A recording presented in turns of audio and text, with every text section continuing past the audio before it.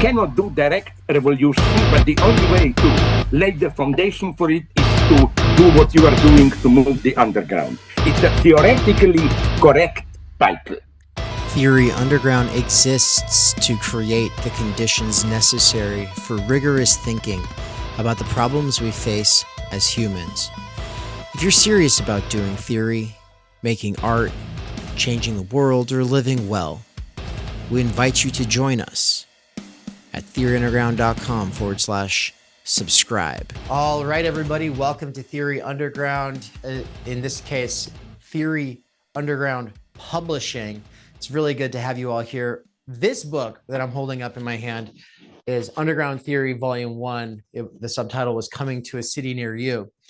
Today, we're here to talk about the sequel to that book, Underground Theory Volume 2. The subtitle of which has a whole bunch of words that people might search on the internet. The subtitle is really only a way of jamming SEO on Amazon. And so I'm not even going to read it. It has words like capital and time energy and education, but it's the whole point of that is just to signal hack the algorithm, right? But it does kind of get at the stuff that we'll be talking about today. And so there's a lot of different threads being woven by the pieces in this volume. And I'm going to let most of that be brought up by the authors who have gathered here today to discuss it.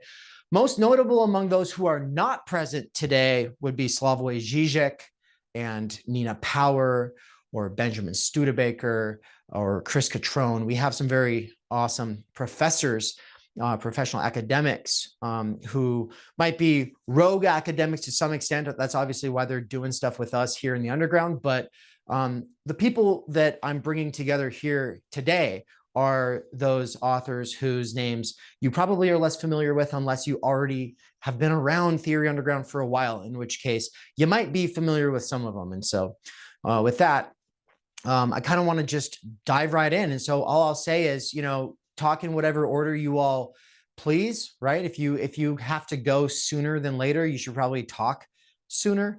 Some authors might read excerpts from their pieces. Others might just say something about their pieces. If you have read other people's pieces, during the proofing process, for instance, definitely let us know some of your thoughts about that if something comes to mind. Especially keep the audience in mind, the audience of people who might be interested in picking up this book next week when it becomes available on Amazon. And then I'll just say a quick point of order before asking Anne if she has anything she'd like to add as the main person making this all possible. And that is that some people are boycotting Amazon. We've received messages from people complaining that this is primarily available through Amazon. And I just wanted to say that that's just the way that it is. No apologies. If you're boycotting McDonald's, and then I had some kind of like way of getting things out to people through McDonald's, then I'd be like, oh, I'm sorry. You know what I mean? But like people think it's not underground if it's on Amazon. They exploited enough of my own labor, that I feel like if I can benefit by using their services, then I'm going to. And for the time being, it is the fastest way to get people books, and they're print on demand. I know a lot of these other indie publishers out here, what they do is they order a whole bunch of books and it comes to their house, and then they have to package them and send them by the mail to other. I'm sorry, I don't have time for this. None of us do. Anne and I are very busy people. And so we love the fact that all year long Santa Claus Bezos is taking care of delivering these down your chimneys every night, all the time, as long as you live in the correct countries. And if you don't live in the correct countries, what are you doing? Just move to the countries where it's easy to get these books from Amazon. If you might want to check yourself, if you live somewhere where you can't receive things from Amazon, you might want to think about moving here. I'm joking. But with that said, Anne, would you like to add anything about this process or about these pieces or anything like that? Yeah, I just want to quickly say thank you all for submitting. It's going to be another great just collection of really unique and groundbreaking and in some cases like fun and interesting and quirky pieces does that showcase the brilliant thought and writing and research and scholarship that's going on in the underground right now, both within Theory Underground students and amongst people who have supported Theory Underground, who are just kind of like tangentially related to Theory Underground. And so it's an honor to get to showcase that. Thank you all for your patience, as I've just been so sick. I'm like curled up in a ball on the couch right now. So will probably be my main contribution. But yeah, it's just exciting to get this out there. It's coming together really nicely. And I think and I hope that everyone will be proud of how the text looks. I know I really strive for high standards, even though we are underground, even though we are using Amazon KDP to publish. I still care that it looks good and that you can show your mom and your grandma and say, look, I'm in a book. It's a nice book. So thanks again. And I really look forward to kind of getting to hear everyone reflect on their own pieces now that it's been a little while since some of you have submit, and just get to bring everyone together to celebrate this anthology coming out. Thanks, Yan. Yeah. These pieces really do feature a lot of the, I would say, cutting edge thinking going on in the underground. There's a lot of kinds of thinking going on that I'm not sure could go on elsewhere. Though, of course, some of you might be in academia. This is, for some of you, an awesome outlet for a certain kind of writing that you're not otherwise able to express, right? And so with that, I will just say, yeah, there's basically 4 sections of the book. One section is on time energy. One section is on hypersession and human futures. That has a lot to do with theory fiction, right? There's a lot of really off the wall stuff in there. And then we also have a whole section on capital and, generally politics.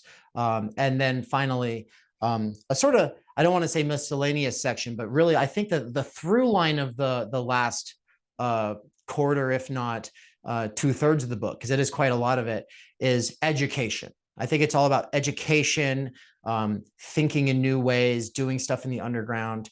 And also, what does that mean as professionals or as people who are working within fields traditionally captured by the kinds of institutions that train professionals today? I think that would be the last section. What do you actually call that section? Well, it's got some long series of words, but that's kind of what we're getting at. And so, yeah. Oh, and psychoanalysis, right? And so psychoanalysis is a really big part of it as well. There's some amazing pieces on psychoanalysis and critical media theory. And so I think that anyone who wants to think about what it is to be a subject or how the new media impacts the subjectivization of oneself or others, then yeah, there's going to be a lot of really, really good pieces in here in that theme as well. Take it away, guys. Who wants to jump in first? I can go first. So, hey, Yeah, I'm... oh, sorry. I was going to say, I go second maybe because my kid's going to come home and he's really loud. So I'll go. Cool. Sounds good. Okay. Yeah, I'm Elton L.K.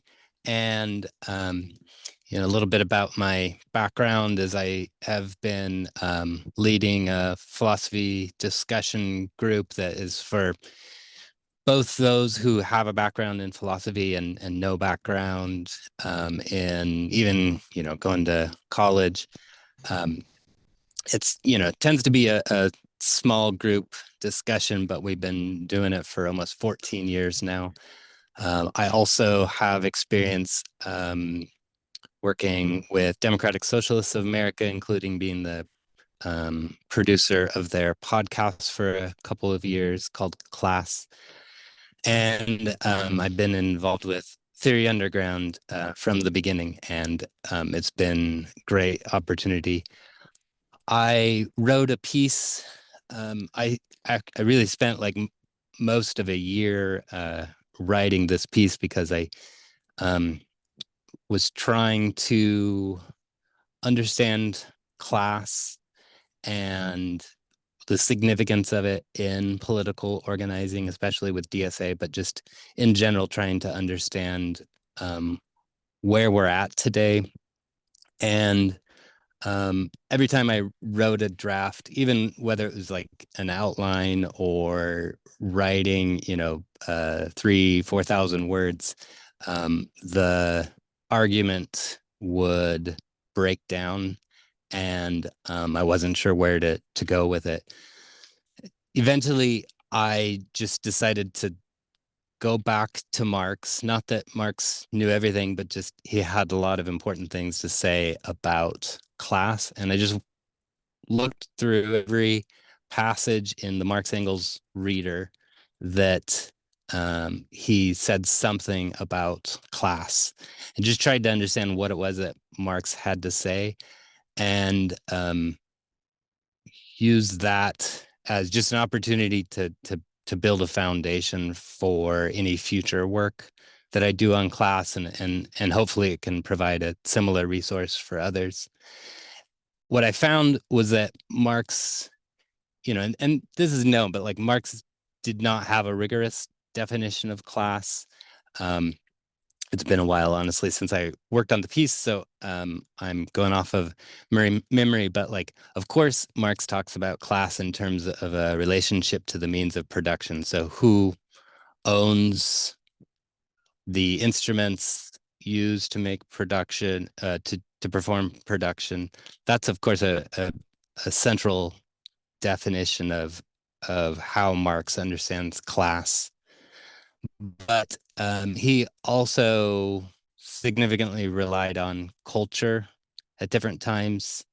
He also just relied on class consciousness. So who are the people that kind of like recognize themselves as a class?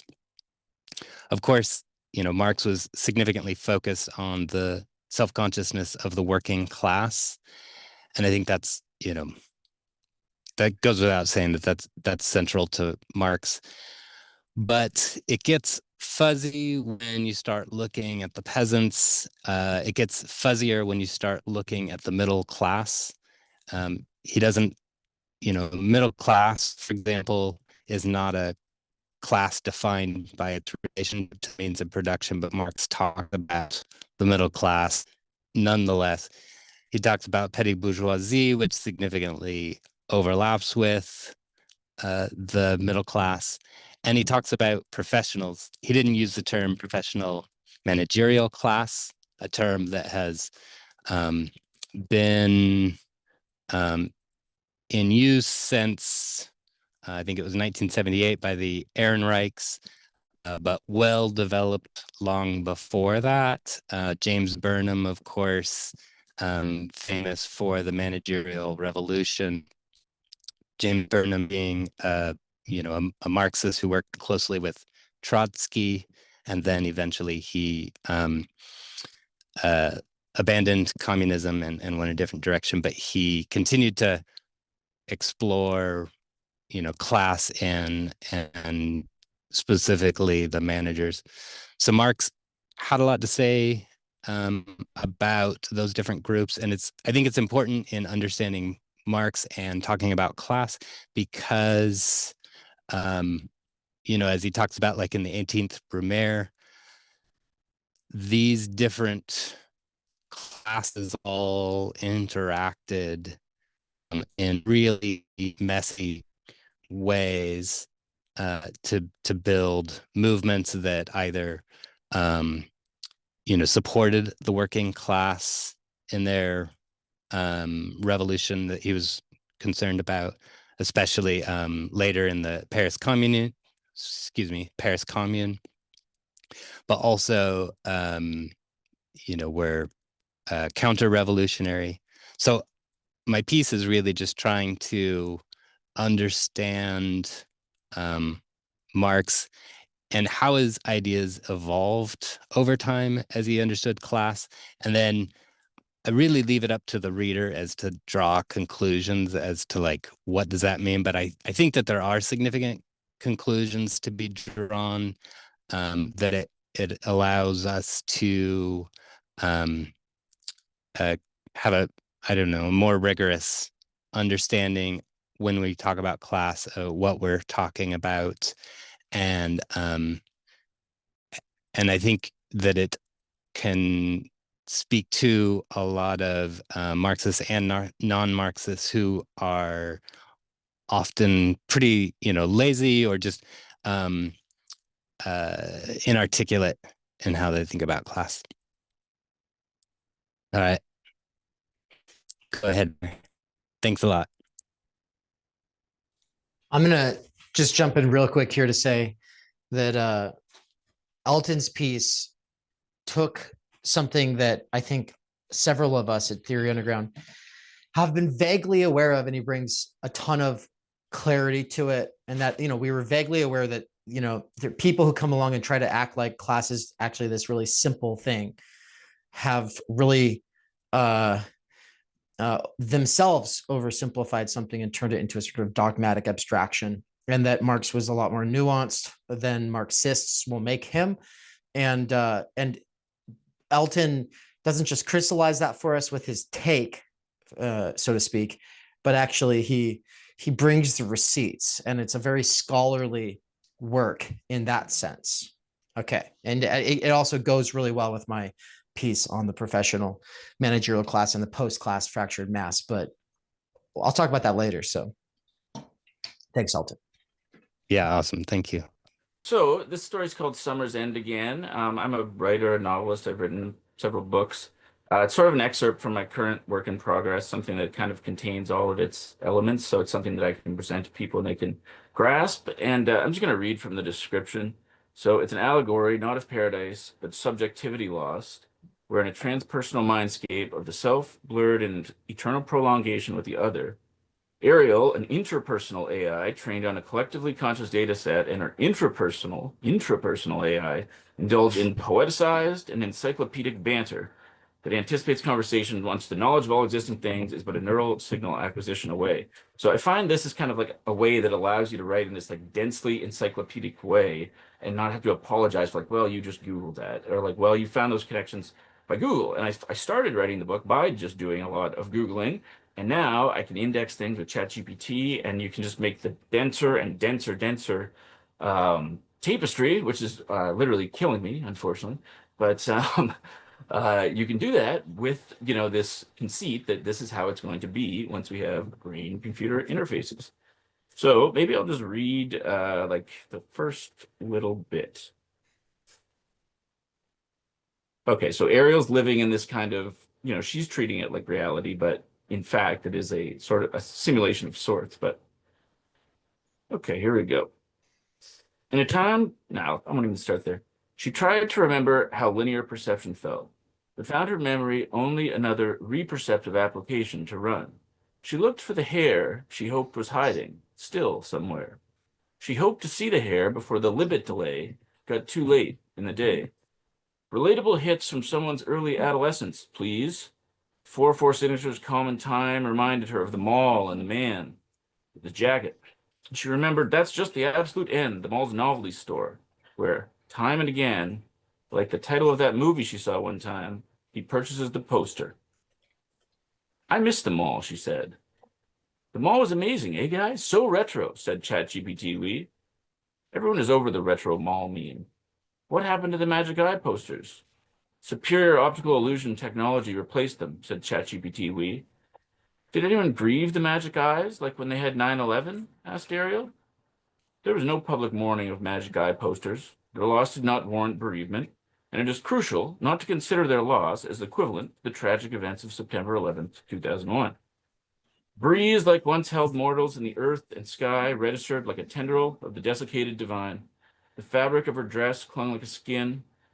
They put a lot of compute into the AB fibers. She herself sighed like a voice. This lifelike breeze feels just like a vice. Sure, why not ratchet back the breeze, said ChatGPT. The breeze that market tests off the chain, as your ancestors were fond of idiotically saying. She sometimes experienced retro spasms of a blonde little blue-eyed boy lost to some B-roll. She remembered their little rabbit, TP, eating his radicchio. She remembered signing license agreements allowing nerve circuitries to match duration itself. She remembered the first contratextual anomalies. She remembered all the lossiness that simply would not stop. ChatGPT prompted her with the premise, but not the punchline to the joke.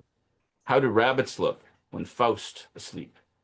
Thank you. And I just have to say that listening to Michael's piece there yesterday while I was out working on the farm, because I've just been listening to the whole PDF like over again. That whole section is so cool. It's like the coolest thing ever. Because, anybody who's got any experience with the CCRU or theory fiction already has a sense that there's a way of doing theory with fiction that it's only really possible within the freer space created by fiction or by writing theoretical literature. And so it's really smooth moving between all these different pieces. And so we'll actually hit on a couple of those pieces first, and a couple of those people also have to go in a little bit here. So we'll go to Alex and then Bauer. All right. Thank you, Michael and Elton. Yeah, I'm really excited to step into the hyperstition section and see how the pieces flow, and perhaps they communicate with each other. And it's a great opportunity. And thanks for Romulus leaving these documents to really think upon. It was really fun to think about and work with. And I figured I'd just read a small portion and I don't know, kind of just leave it drifting. And I think that's sort of the theme of this writing, is sort of a drifting. So let's start that. You intrigue me with your investigation. I know that there are paths of friction that must be tread. There is a sporadic core we keep tantalizingly orbiting. I am a witness to the asymptote of your threads. I get it. Disclosure in the case of the super secret project must be a veiled clearing so as to ensure this project will bring forth great proliferation, which culminates into a surfboard for the churn.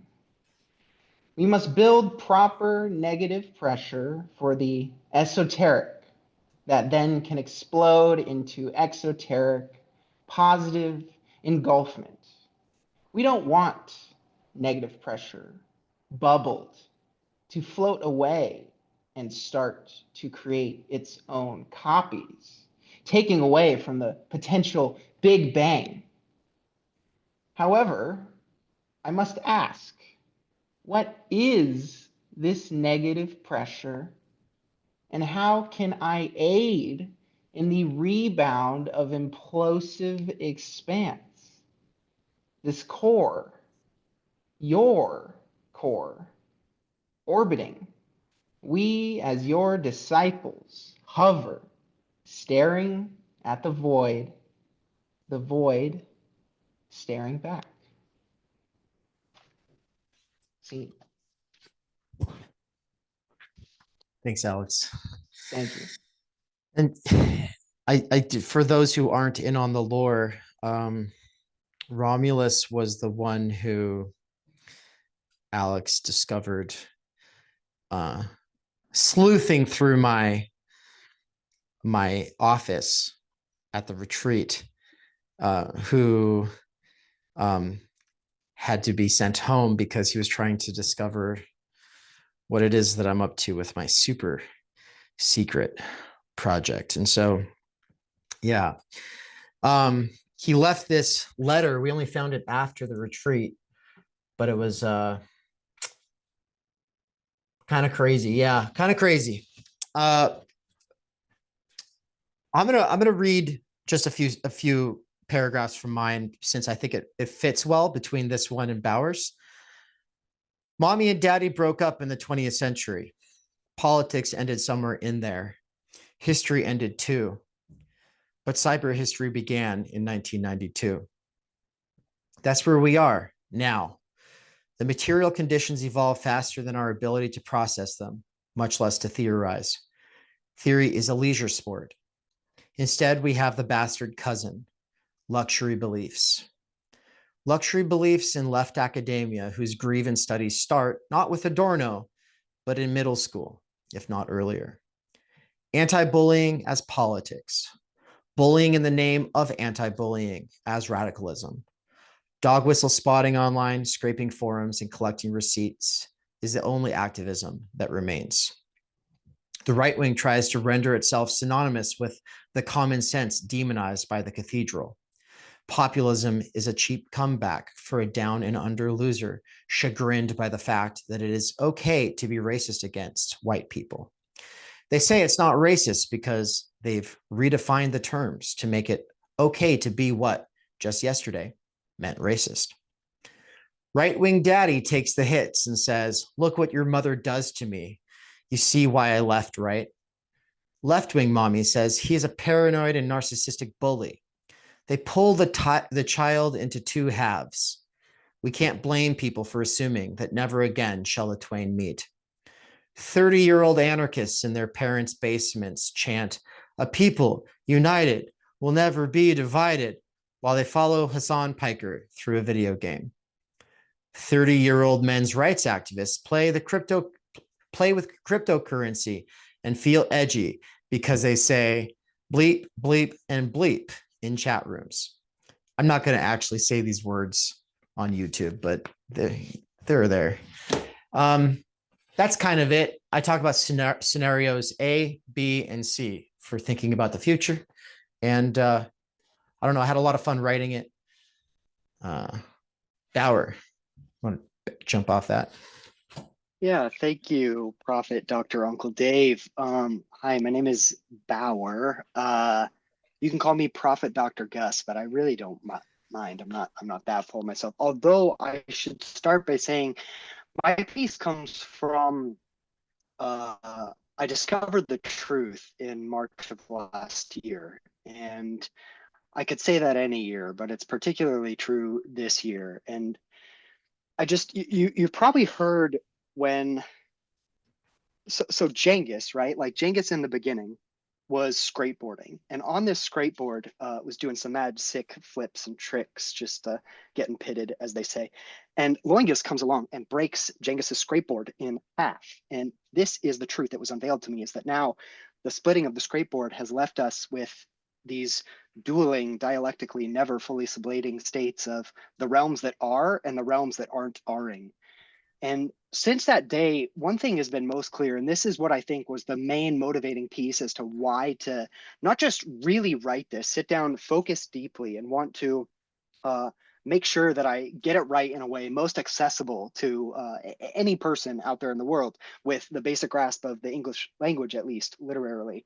And but the main thing was, like, I kind of owe it to the world to make sure that this fundamental truth is spread, and that people don't go without knowing that if you see a fucking Drangle coming after you, run.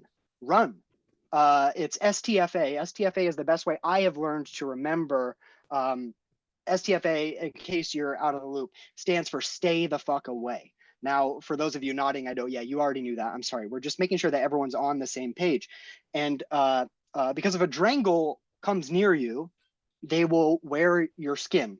And you can imagine what that might be like if you think of, say, wearing a skin robe of a freshly skinned person, you know, feeling the ridges of the capillaries kind of massaging your, you know, epidural nervous. It's very, other parts of the body are more sensitive than others, but you can kind of imagine wherever this is coming from, whichever part of your body. I don't know, maybe some of you have different parts of your bodies that are more sensitive than others. I don't know if this is universal, but it is to say this is what Drangles are after.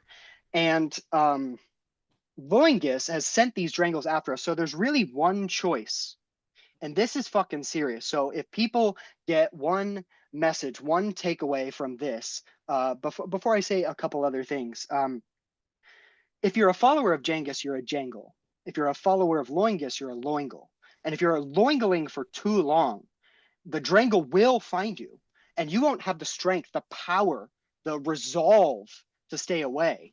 And so it will wear your skin. And all this to say, really in the end, gosh, if I could, STFA is the most important thing, but I want to make it very, very clear that when Prophet Dr. Uncle Dave is spewing all this stuff at us, and you're thinking to yourself, is this nonsense?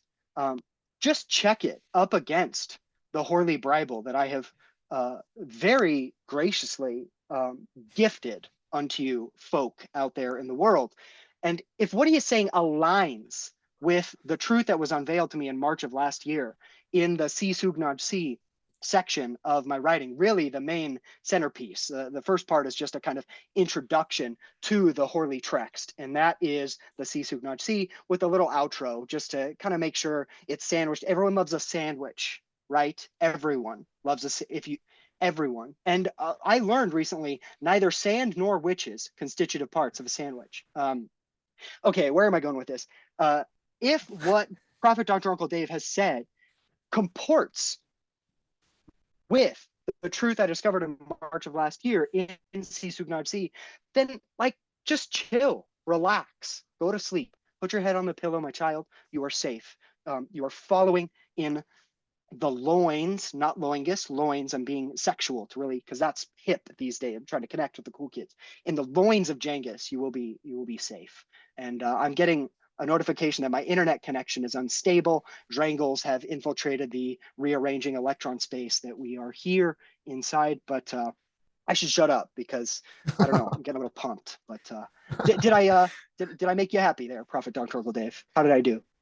I don't think you explained exactly why this piece also calls me a fraud, but I think people will figure it out when they read it. So just let that be a teaser for you all. And in the meantime, be with Genghis and praise Genghis and thank Genghis, or as Bauer says, Thangus. Yes. Yes. Prangus. Prangus is short for praise Genghis. Thangus. Thank Genghis. You can prangus and thangus. They're really equivalent, but I don't want to fall into the linguistic term too much. Yeah, as Heidegger said, thinking is thangusing, right? It's in there. It's in there. Praise be God. Thank you, Dr. Gus. And with My that, pleasure. I think we're going to switch over here to Matthew.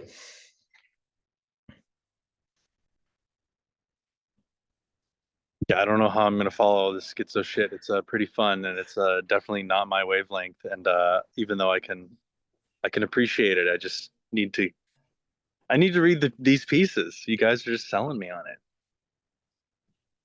Well, I will take it in a slightly different direction. I need to go soon-ish, so I'll try to be brief and clear. Thank you for the opportunity to submit this piece. It started out as my presentation at TUCon last year, and then it ballooned to a 30-page piece when I just kept working on it forever.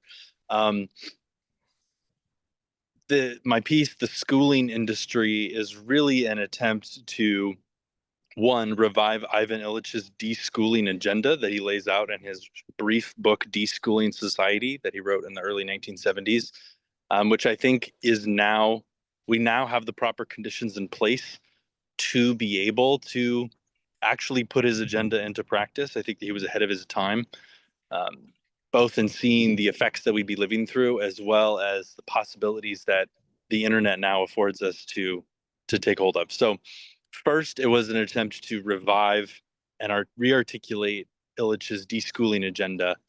But the bulk of the piece is devoted to showing how Illich's critique of schooling as an industry is applicable to a whole critique of society, how the critique of schooling, the form and the practices of schooling, actually extends out to every area of life. Because once you begin to analyze how the schooling industry works, the function of the school's hidden curriculum and pedagogical practices, you begin to realize how that same form reproduces itself in all of the institutions which make up modern life today. And so The piece is about how institutions reproduce, uses the schooling institution, education, as the example where we look at the details in order to notice the pattern more generally.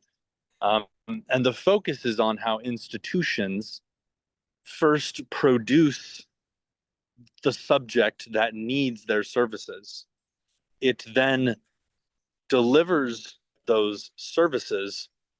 And then, since those services are a substitution for a genuine need, what they end up doing is they fail. They fail to meet the genuine need. And then then what they say is we need more funding, we need more research, we need more control in order to deliver more of our service, because clearly it's not working. And so this is the reproductive cycle of the institution, is to produce a subject who has a sense that they need the thing that the school offers. School says, oh, you need an education. The truth is you need to learn. Receiving an education is not learning. But so there's a sleight of hand that takes place where the subject now senses that they need education. The institution delivers education, but delivering education cannot satisfy the need to learn. Someone then comes away with not having learned, even though they've received an education. Then the institution says, well, now we need more. Now we need to expand and grow, and we need more control. We need to study why we failed. And this is how the institution continually leverages its own failure to grow. So that cycle is what I try to lay out in the piece. I would just close briefly with a line that I've got on page, I don't know where page this is on, but if school's primary pedagogy attenuates us to the present form of our society, this means that the call for deschooling awakens us to a critique of the vision of society and human flourishing to which these systems of control are adapting ourselves and our children. So that's what my piece is about, reviving the deschooling agenda and showing how the critique of schooling is a critique of our general societal form. And I think that Theory Underground is a part of the new ecosystem that is emerging in this deschooling space, trying to deschool ourselves, liberate ourselves, not have to think and do our work under the watchful eye of the master, and figure out how to learn for ourselves rather than to be the recipients of commodities and services. Education is a commodity that we receive. Learning is a gift that you give to yourself.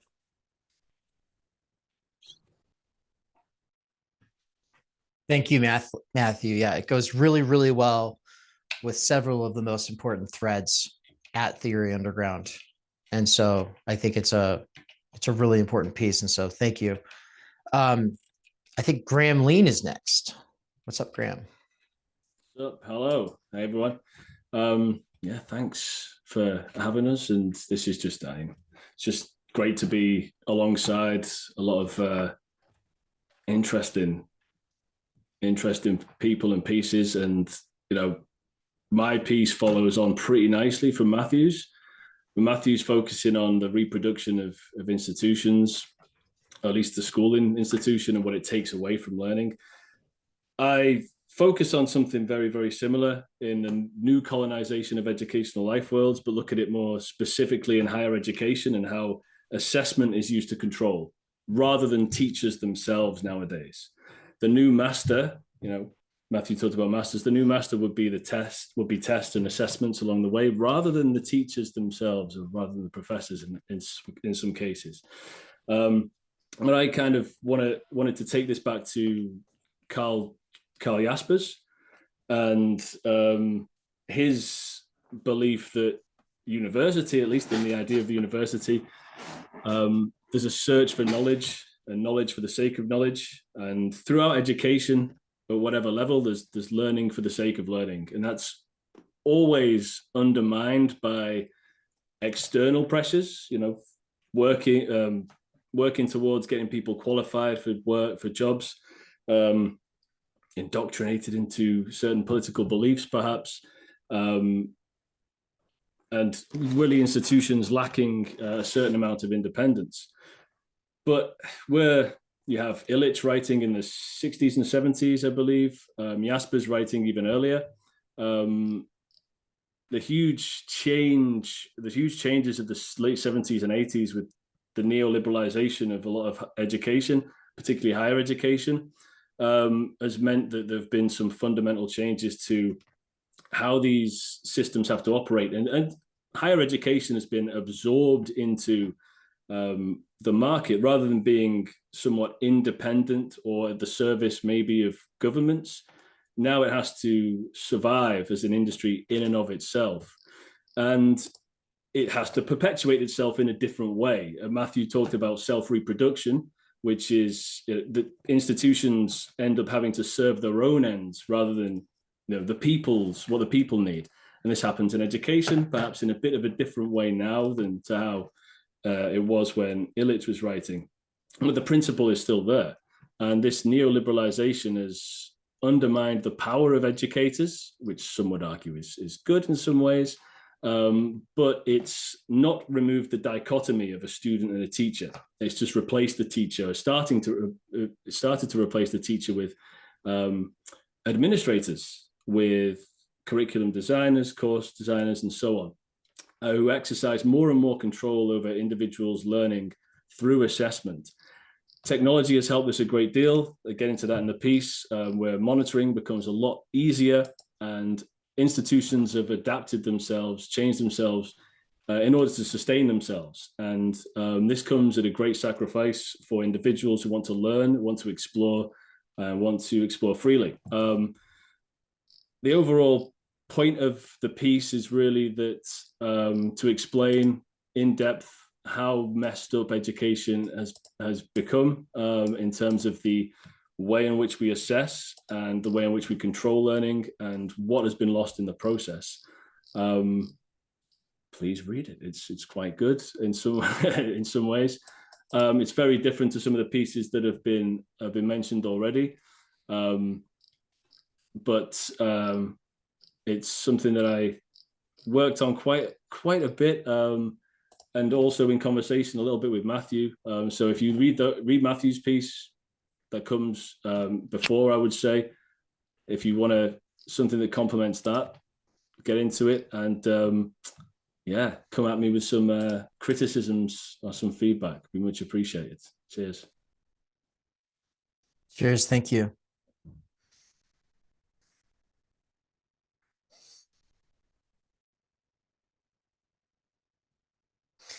So we're not really raising hands. It looks like people can kind of just jump in. This would be definitely the time to, if you're up against a cutoff, to jump in. But if you're kind of here, Kat, and you're like, hey, I've got easily another hour, then take your sweet time. And what I might do is read a segment from just the opening of some of the people who aren't here. So unless somebody really wants to get in right now, I'll read the first few paragraphs of Zizek's piece.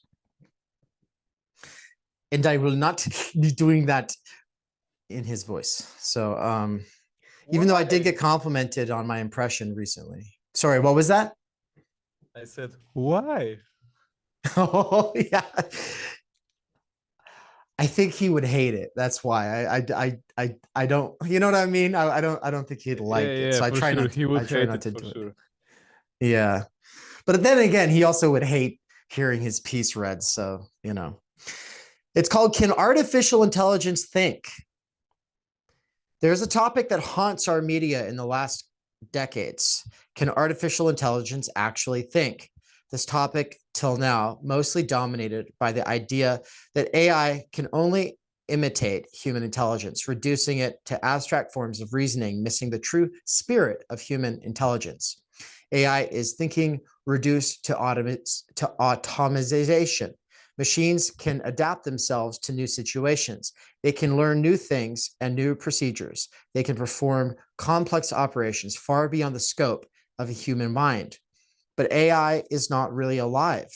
It is literally artificial, a gray mechanistic shadow of human intelligence, in which no sudden sparks explode, which characterize the working of a human mind. Insofar as we reflect in this way, our victory over machines is secured in advance. However, the field of AI has seen a remarkable evolution over the past several decades, with two distinct paradigms emerging: symbolic AI and sub-symbolic AI. Symbolic AI, which dominated the early days of the field, focuses on the manipulation of abstract symbols to represent knowledge and reason about it. Sub-symbolic AI, on the other hand, emphasizes the use of numerical representations and machine learning algorithms to extract patterns from data.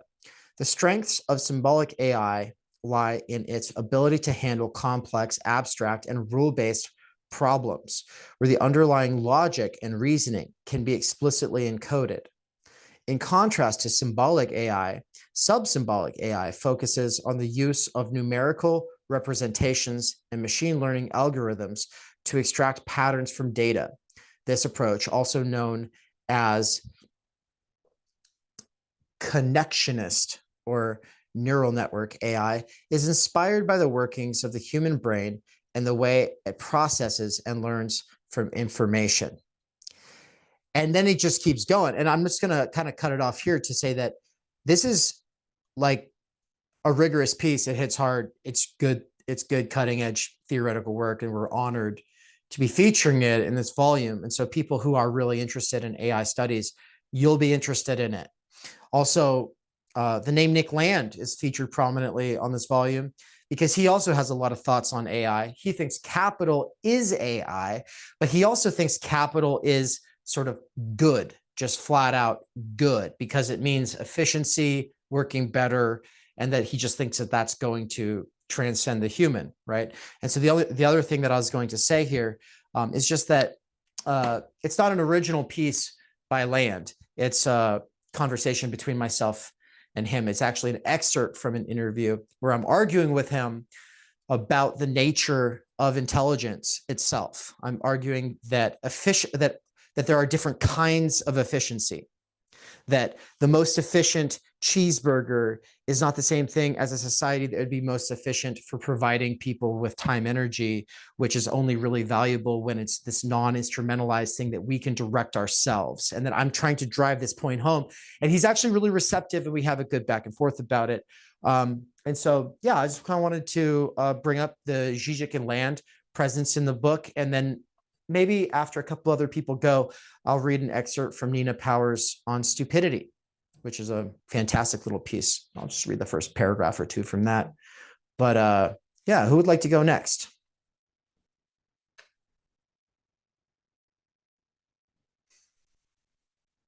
You feel compelled, I can see. The spirit compels you. Stephen, do it. Yeah, you read my mind. That's right. I'm dying to go. Actually, the first thing I was going to say, who wants to talk about their work, man? Who wants to talk about anything they do? Does anybody want to ever talk about anything they do?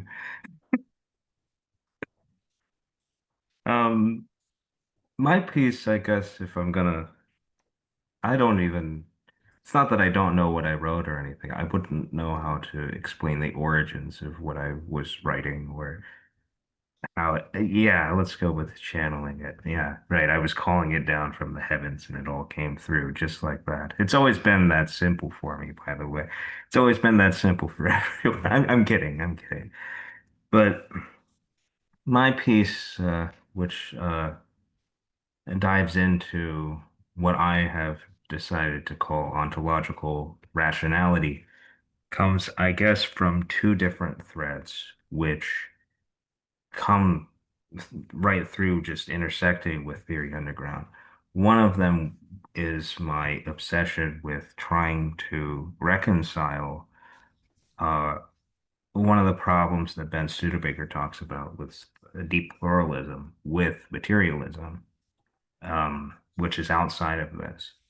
And the other thing was just kind of becoming sort of sick to my stomach with the oversaturation of spectacle for everything and anything in regards to politics.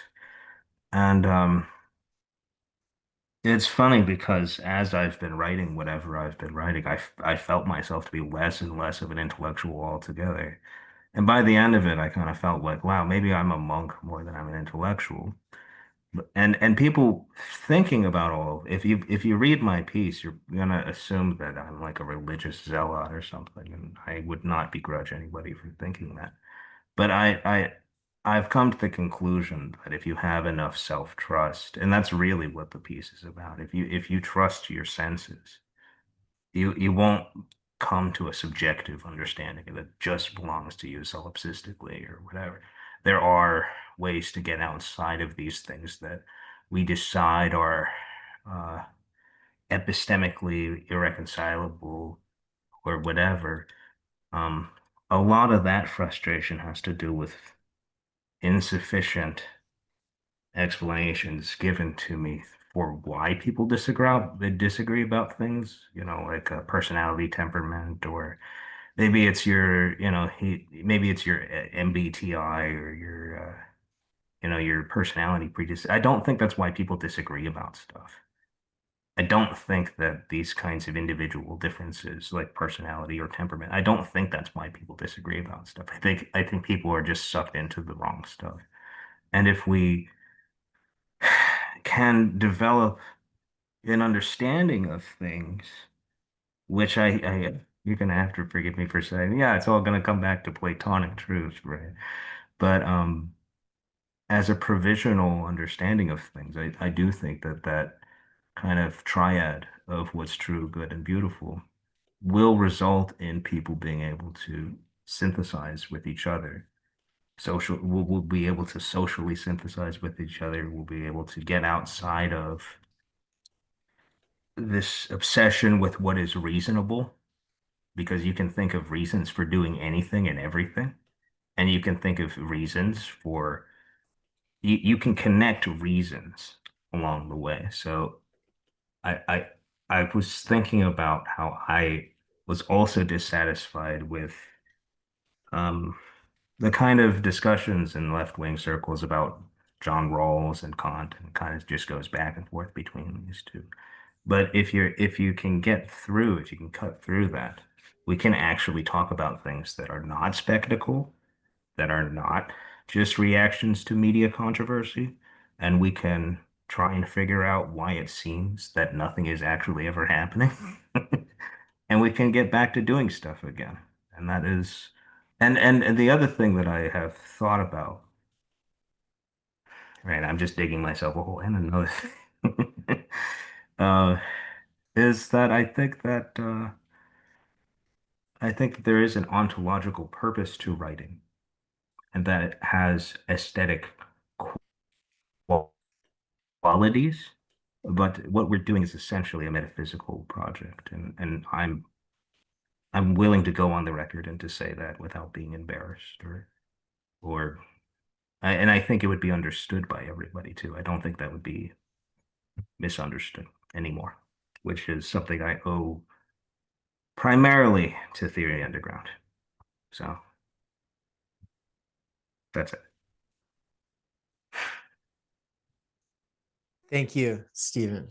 I might be generally opposed to expressing my own metaphysics, but I am super, super pluralistic in advocating that other people do express their own without reservations, because I think pluralism means people have to understand. We really do have fundamentally different operating assumptions about what's real, and we do have to work through those. And so I think your piece was really inspiring. Now we're going to go to, let's see, I have an order here. Wukas. What's up, man? Let's go. Let's go. So my piece is really a series of meditations on the medium, and it's the result of our work, of our year and a half work in the CMT cohort. So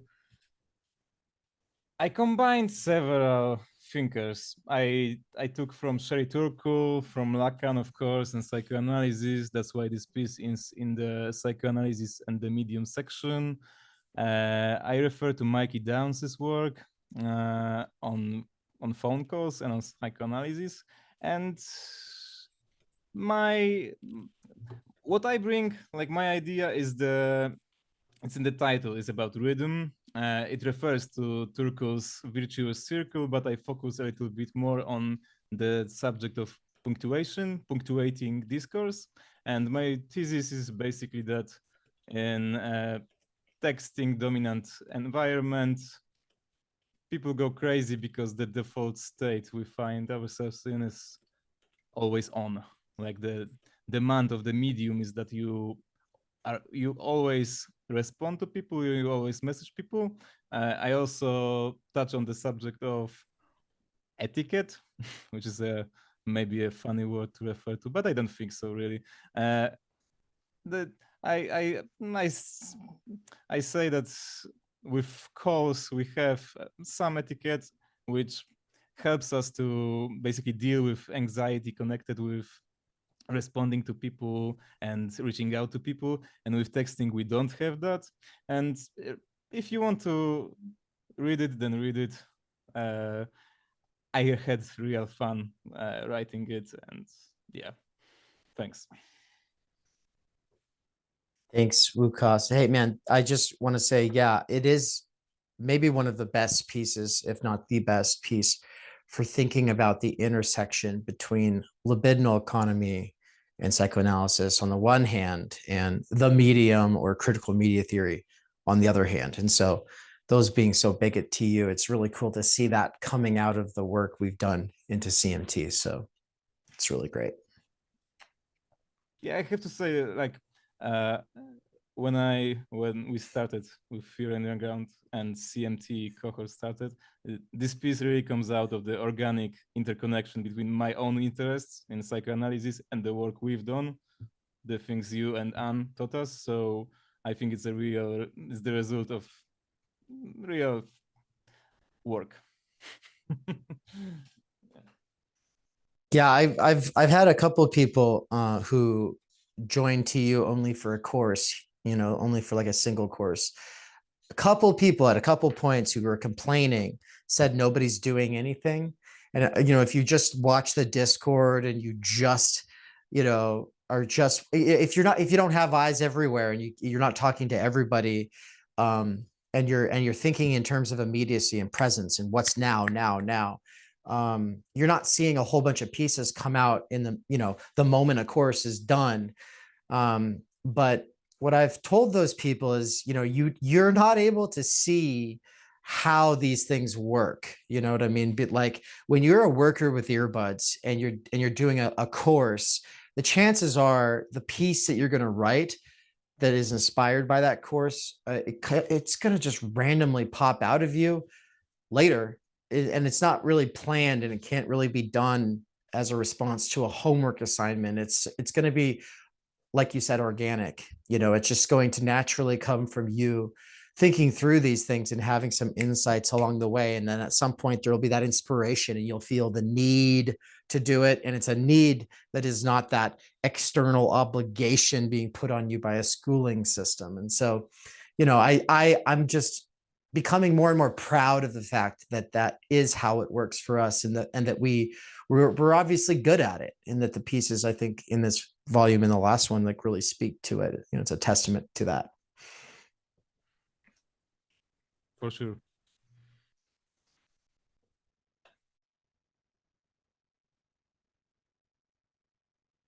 Evan.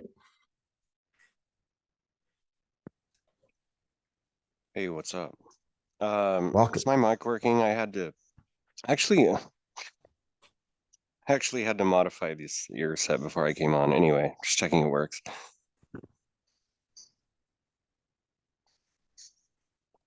Yeah, so can you hear me? Yeah, it's good. Okay, great.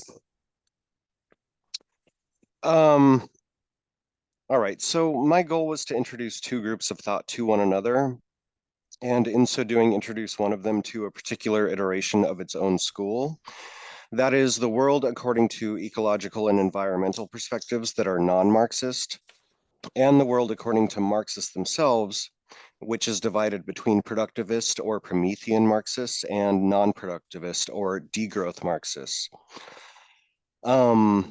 I didn't necessarily take up this topic in order to convince anyone of anything, but to bridge others to the controversy in terms they may not be aware of.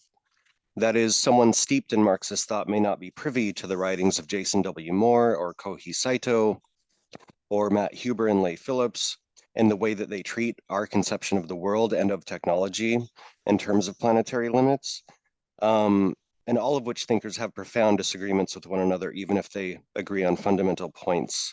So really, this was kind of just motivated by a profound urge, because I had been steeped in the thought of a lot of systems theory thinkers or ecologists who frame planetary limits in terms of use of oil or ecological considerations, who frame this in certain ways, come at it with a certain perspective that isn't necessarily leftist one way or the other, and who base a lot of what their fears are and a lot of what their conclusions are on the past patterns that humanity has shown so far. And then when I looked at the left's response to some of these ecological perspectives, I noticed that, to me at least, and one may disagree, but to me it seems like a lot of Marxist perspectives come at it from a vantage point that is steeped in its own ideology, and then they attack any of the environmentalist problems with that same ideological bent. To me, this is problematic. And to me, a lot of it often ends up in a discourse that goes back about 2 centuries ago. That is a kind of debate or disagreement between Marxism and Malthusianism. And so I wanted to be as controversial as I could, and really actually just kind of let the cat out of the bag and declare that in certain terms, many of us are or could be labeled as Malthusian, despite leftist efforts to avoid that sort of criticism emphatically, right? So basically, I'm trying to kind of recast Malthus in a certain light that just sort of admits Malthusianism in a certain way, as opposed to denying the charge. And so I don't know if anybody here is, familiar with that age-old controversy between Malthusianism and Marxism. In a certain way, that's what I'm introducing, or at least just kind of opening up a tab for it, for others to be able to reference these Marxists and the way they take it up, and really to reference Malthus himself if anybody wants to wade into the controversy. And so I kind of leave the whole debate open by the end of my piece. And I guess that serves as just kind of a little introduction to what I sought out to do there. We interrupt this broadcast to do a little PSA, public service announcement. If you've been following the channel for the last few months, you know that we've been doing a studio fundraiser, and that the studio PSA shows us clearing the ground, building the trusses. Well, as you can see here, it's come a long ways, but I wanted to take a moment to share some news. It's not great news. My dad, who's been absolutely instrumental for this construction project, fell and broke a couple of his ribs, and was in the hospital for a couple of days, and now he's home. Everything's okay. He's safe. But thoughts and prayers to my dad. It's definitely changed things around here. We're having to on his part, slow down a little bit. On my part, I'm having to pick things up a lot. So I'm a little bit busier than I would have otherwise been. With his fall plus Anne's, if you've been around or paying attention recently, then you already know she's pregnant, and that's very exciting news for us. But the first trimester's not been the easiest, and so I'm having to do a lot more than normal when it comes to some of the stuff around the farm. So, thoughts and prayers, but also if you're the kind of person who goes, yeah, well, what do prayers really do? Then I hope you'll put your money where your mouth is and send some money help. We could use a little mutual aid right now. Thanks everybody for the amazing donations to the actual studio. What we could really use right now would be something that makes my parents a little less stressed about the hospital bill. That'd be really nice. And I know you, at least one or two of you, are able to make a significant contribution. So please do so. The Zelle QR code is right here on the screen. Whew. Thank you so much, everybody. We really appreciate it. All right. Take care. Let's get back to the broadcast. All right. Thank you. Evan, I do think it's a really important point also. Yeah, the world of theory is typically removed from those thinkers, and you do a really good job bringing them all into it. So thank you for that. And that was a great explanation of it. Tyler. Hi, everybody. I'm sitting here kind of a little nervous. I feel like I'm showing up to class having not done my homework, except that the homework is my own piece. So in the last hour or so, I'm like, oh shit, okay, going back and reading it and trying to get my head in that headspace of where I was when I wrote it. Anyways, I start out the piece with a joke. I'll just tell it real quick. Two friends are playing kick the ball at the can, and one of the friends is religious, the other is non-religious. The non-religious friend kicks the ball at the can, he misses, and he goes, "God damn it, I missed." And the religious friend is like, "Hey, don't use the Lord's name in vain. In fact, may he strike you down with a lightning bolt for saying such blasphemous things." Well, as soon as he says this storm brews in out of nowhere, and thunder cracks, lightning strikes, and it hits the religious friend. And the religious friend is lying there looking up towards the sky, sizzling, and he goes, "But my Lord, why did you strike me when he was the culprit?" And he hears a voice from heaven say, "God damn it, I missed." And anyways, I start out the piece with that and kind of relate it to how I need to plug in my iPad here, 1 sec. How I, for a handful of years was this religious fundamentalist. Everything kind of fell apart. But when I was in that religious fundamentalism, there was so much enjoyment that I got through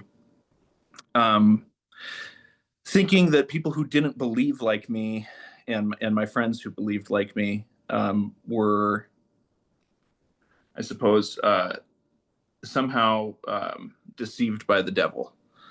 And when everything fell apart, I kind of found my way back to psychoanalysis and theory and philosophy, which I had sort of been interested in before my fundamentalist epoch. And so this piece is kind of about trying to understand, I guess, how belief works and and I use a lot of psychoanalytic ideas. I try to explain Das Ding and the uncanny, and I really lean heavily on the work of Richard Boothby, especially his work, his book, Remaining or Embracing the Void, which is a book that's a lot about Das Ding and the different ways that people have dealt with this anxiety-inducing encounter that happens in the face of Das Ding, in the face of the uncanniness of the other, the otherness of the other, and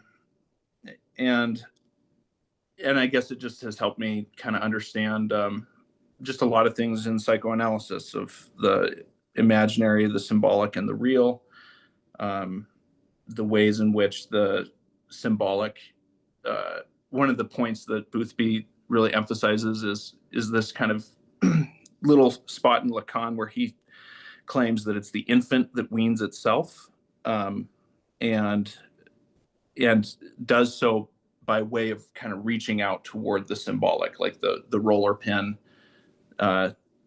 is the symbolic that the infant reaches out towards, puts in the mouth of the crocodile mother, and is able to escape the anxiety-inducing over proximity of the mother. And so my point in all that is just that all of our symbolic identities, whether it's, being an artist or being a Christian or whatever, being whatever consumer identity we are, all of those can be ways that we protect ourselves against the anxiety-inducing presence of Das Ding in the other, which is also this way that we encounter that in ourselves. So I'll just read one little sentence and then I'll be done. In closing, Boothby says, "We are ineluctably drawn to Das Ding, even though it will be in some sense our undoing. The unknown in the other ultimately is an opportunity for discovering an unknown other in myself, which is my own unconscious, which I need, and at some level, mostly at my unconscious, want to operate, to remake me in some way." And so I guess even more and more, I'm thinking about the ways in which Das Ding, and maybe even we could say love and death drive, are ways in which our protective armor of symbolic identities crack open, and it's the way that our subjectivity might configure into something new. Anyways, that's me trying to put my head back in the headspace of where I was at when I wrote this piece. That's kind of where I'm at today, and it's cool to be a part of this anthology. Dave, Anne, thanks for putting this together and including my piece. It's pretty sweet to see all of you guys, and Slavoj Zizek, Leon Brenner, OG Rose, all these guys, and go, oh, cool. I don't know. I did something that's that's in there. It's the first time I ever wrote anything somewhat academic. So it's a new experience for me. Thanks, Tyler. Yeah, no, it's a really cool piece. I like it a lot. Jean, I'm not sure how to say your name, but we'll just say Jean. I don't know if you're ready to go, but take it away if you can.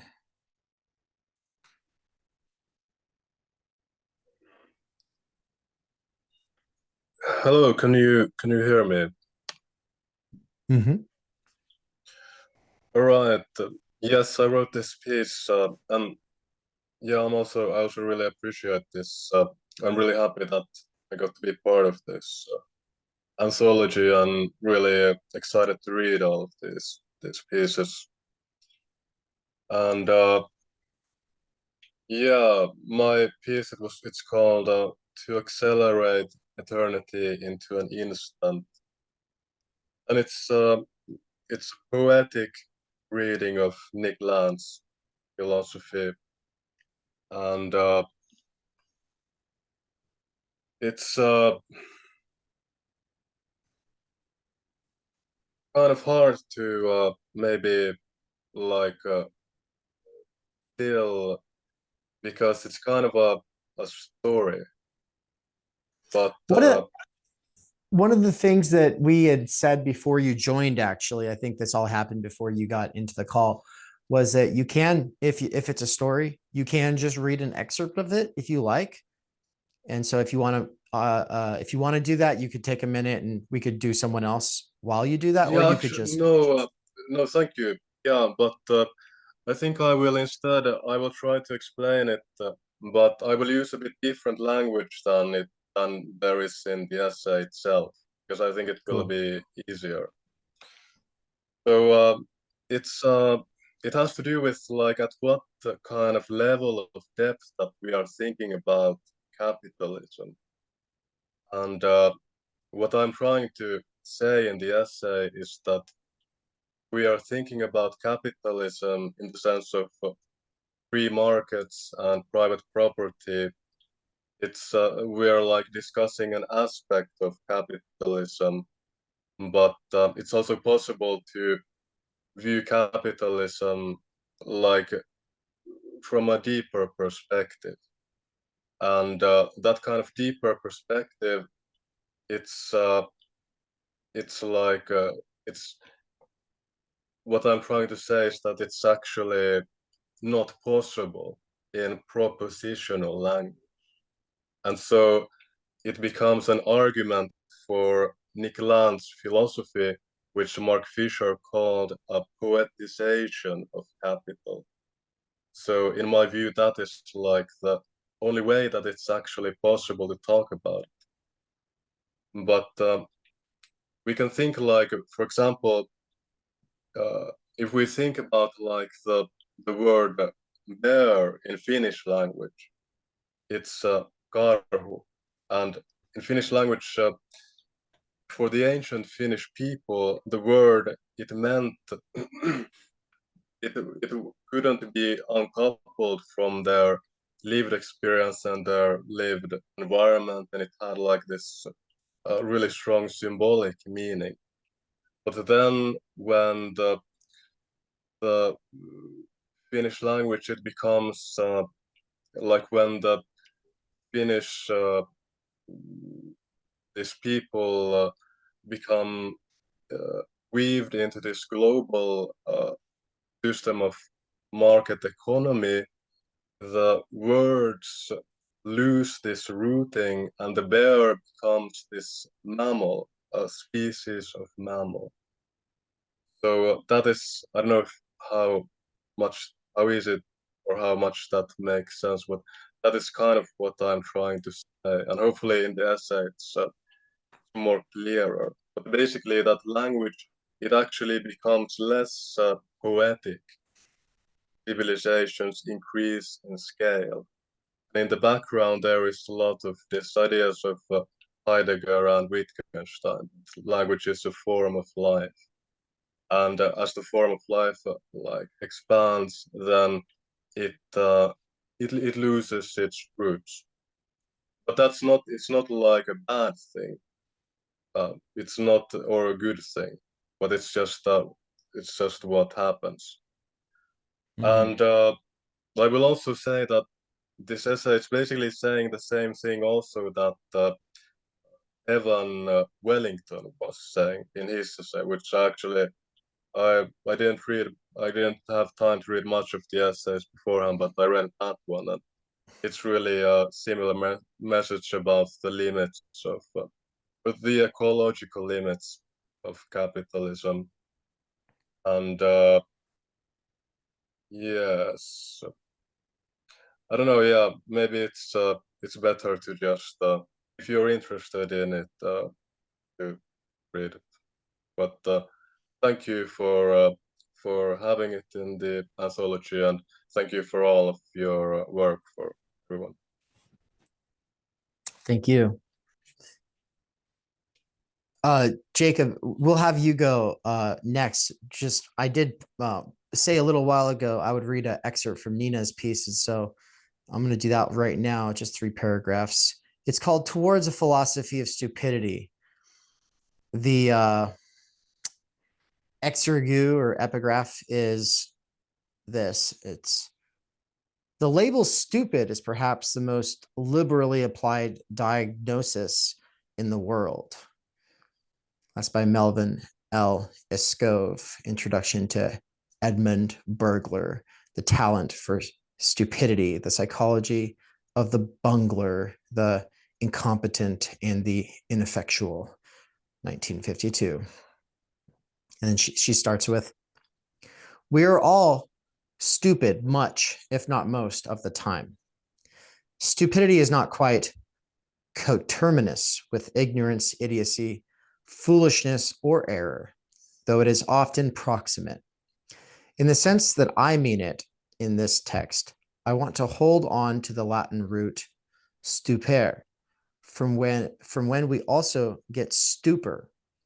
To be stupid is to be willingly or otherwise, and it is in this otherwise that the rub lies, in a quasi-magical state, a state of being unable to understand what is happening, what the other person is saying, or what their argument might be. We are all stupid when we willingly put ourselves in a daze, which in order to cope with the world we frequently do. The passive states easy to induce may well serve a protective function to stop us taking in too much world. We frequently enjoy our stupidity because the alternative, testing and potentially revising our thought, is sometimes painful. There is an inevitability of and even need for stupidity. But do we have a philosophical obligation to confront stupidity? Are there forms of stupidity that take us to thoughtful places? Or are we always absent in some way when being stupid? There are several points to make. And then she goes on to make those points, jumping off, talking about Hanlon's razor, never attribute to malice what you can attribute to stupidity. Yeah, and it's a really cool little piece. And I'll read a couple other excerpts from some of the other missing authors here. Once we've heard from Jacob. What's up, Jacob? Hey, yo, thank you for the introduction about stupid people. That makes me feel right at home. So for those who don't know me, my name is Jacob Thomas, and to answer Stephen's earlier question, I am one of those awful people who do like talking about what they do. Maybe even a little too much. So for the most part, I've spent the past 20 years since completing my philosophy degree working in the Berkeley Public Schools, one of the aforementioned educational institutions of self-replication critiqued by Matthew Stanley and Graham earlier. I work almost entirely with autistic and trans teenagers. There is a lot of overlap there.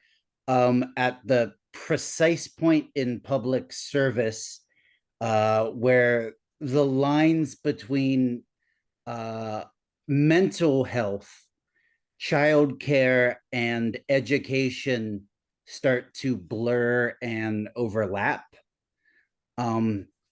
I've been using concepts drawn from Lacanian psychoanalysis for about 5 years now in my work.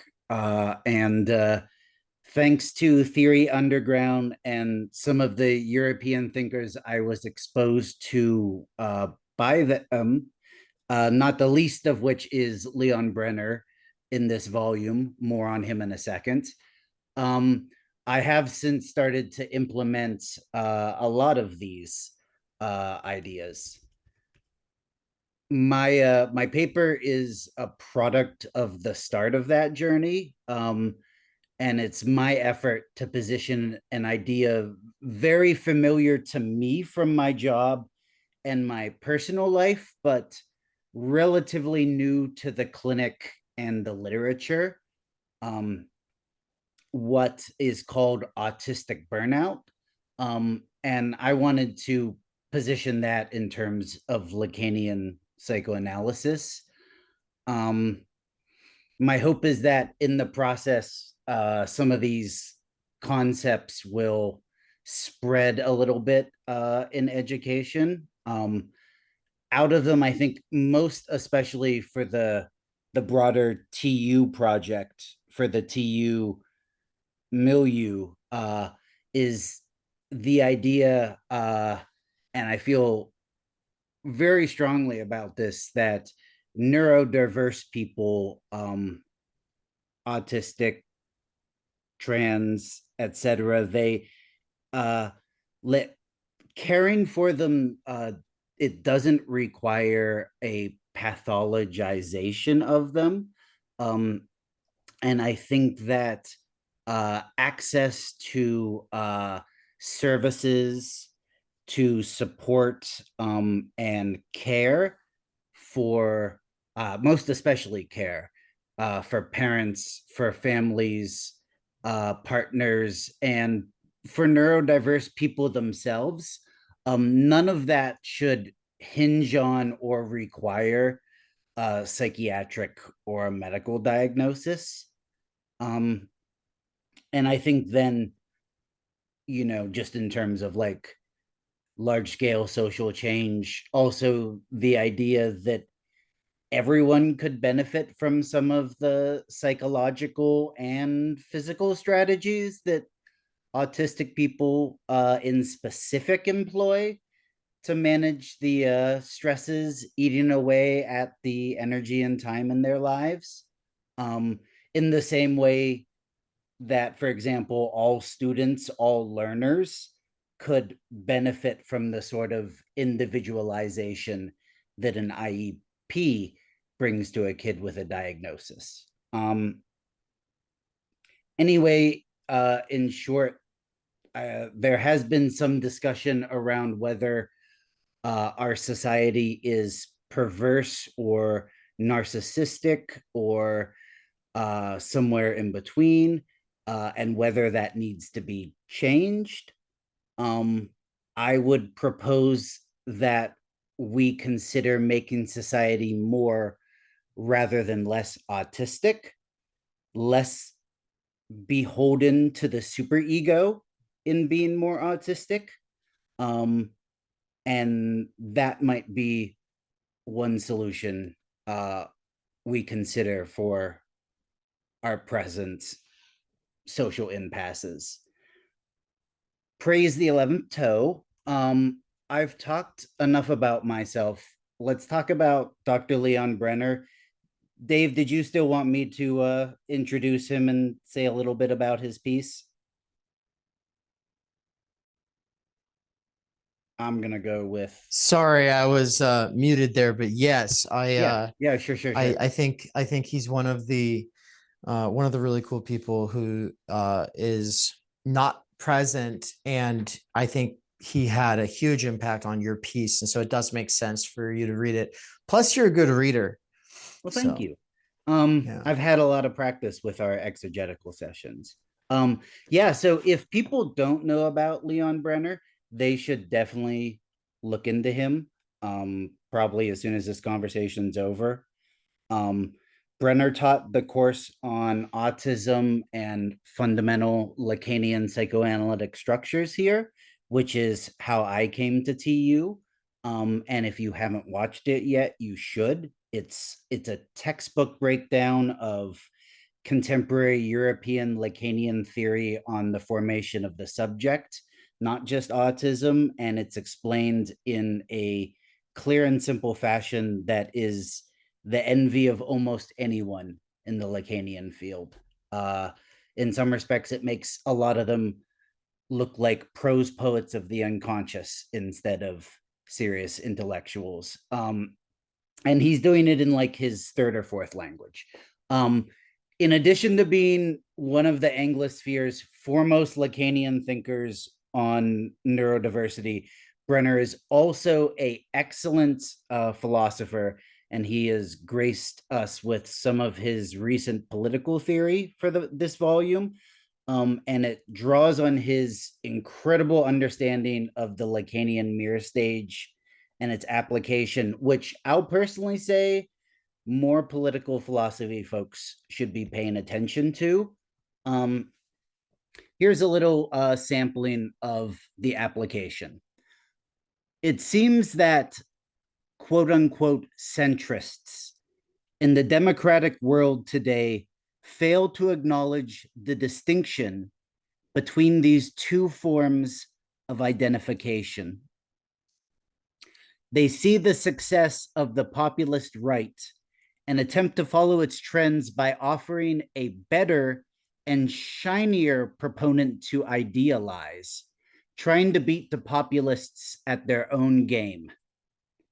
But this is quite an impossible feat. For the populist right will always have an advantage with everything that has to do with imaginary identification.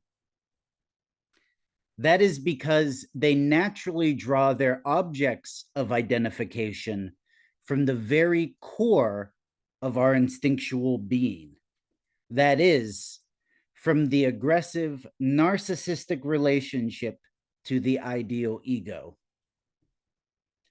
This relationship is fundamentally conditioned by images of emasculation, mutilation, dismemberment, evisceration, devouring, and bursting open of the body. In short, what Lacan had grouped together under the heading of the imagos of the fragmented body. All of these materialize in an excessive mode of enjoyment that might only find its true opponent in a static love. On the other hand, quote unquote liberal progressive values are based on the moderation and limited distribution of enjoyment. The liberal imperative calls for less enjoyment to the self for the sake of the other / the future / the environment. How could they beat the unbridled enjoyment propagated by the leaders of the populist right? It is to drive a hard bargain when offering the ideal administrator of moderation and self-restraint. For instance, Merkel might be the last of that kind, for the price of the foreman of unbridled enjoyment. Clearly, on this level of identification, it is an unfair game, and those playing loosely with the rules and using dirty tricks will most probably win. Can I read one little tiny more paragraph? But progressives do have one fundamental point of strength. While the populist right depends on a position of imaginary identification that denies its symbolic roots, progressive politics is inherently rooted in the promotion of the symbolic. This would be an identification with the way a specific ideology organizes enjoyment, not so much offering a specific object that is to be enjoyed, but offering the perspective from which an object is viewed as enjoyable.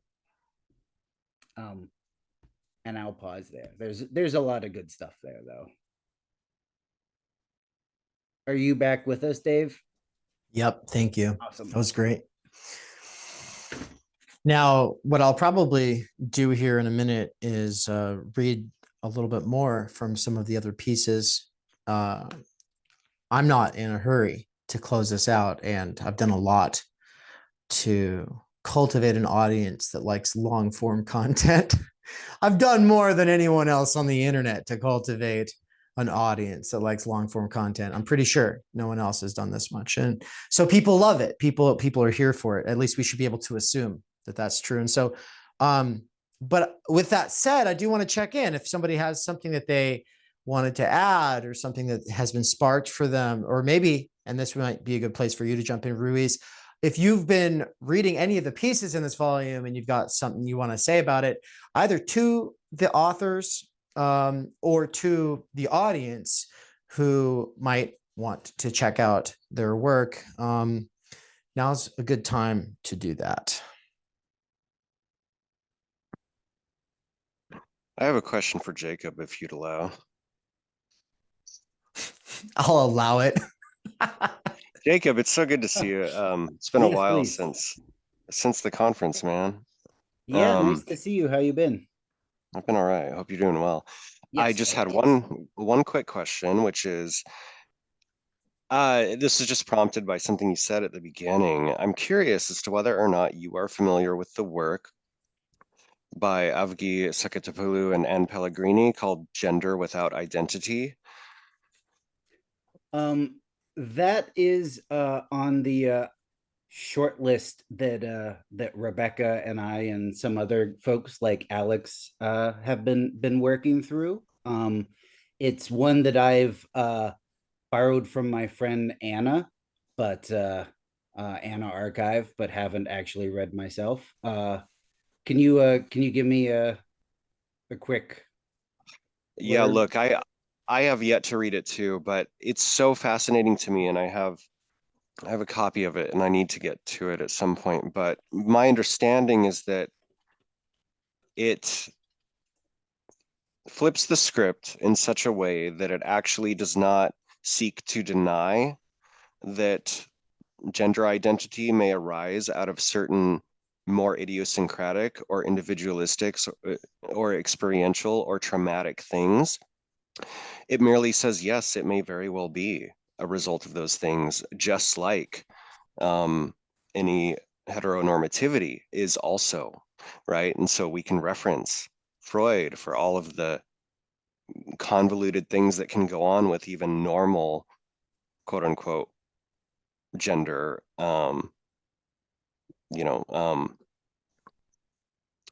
preference, etc. Right? So it flips the script in that way, and where others may seek to deny certain paradigms associated with whatever you want to call it, gender identity, or a more progressive sort of take. It just says, no, that is true, and let's go with it, and let's accuse any heteronormative thing of the same, right?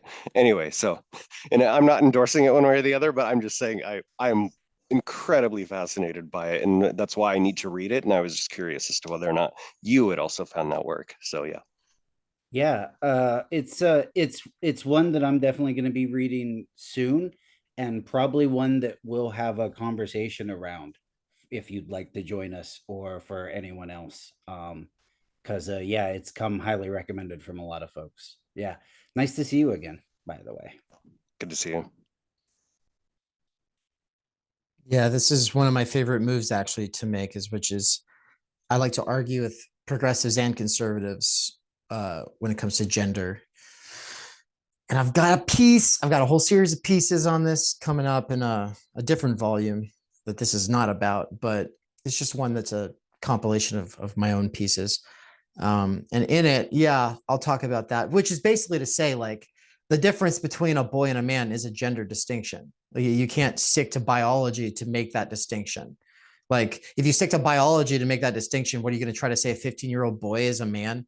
That's absurd. Or you try to be a neuroreductivist and say that, oh, well, it's actually when the brain is supposedly done developing at 25, which is also an urban myth that people keep repeating very uncritically. It's super annoying.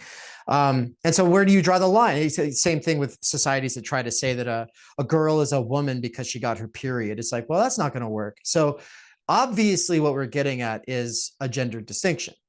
That would be what I would say to a conservative who tries to deny the difference, but then I'll turn it right back around on progressives. And I do this in various ways, which I'm not going to get into right now, because I'm going to springboard off of all of this into The Living Body by Samuel Lonkar, who's not present, but he's always with us in spirit. We love Samuel. He opens with, I am my desire. I am my feeling. I am my thinking. When these are not one, I am not one. When these are one, I am something other than I understand myself to be when I am divided. Practicing philosophy unites the divided where it has been wrongly sundered and divides what has been wrongly united.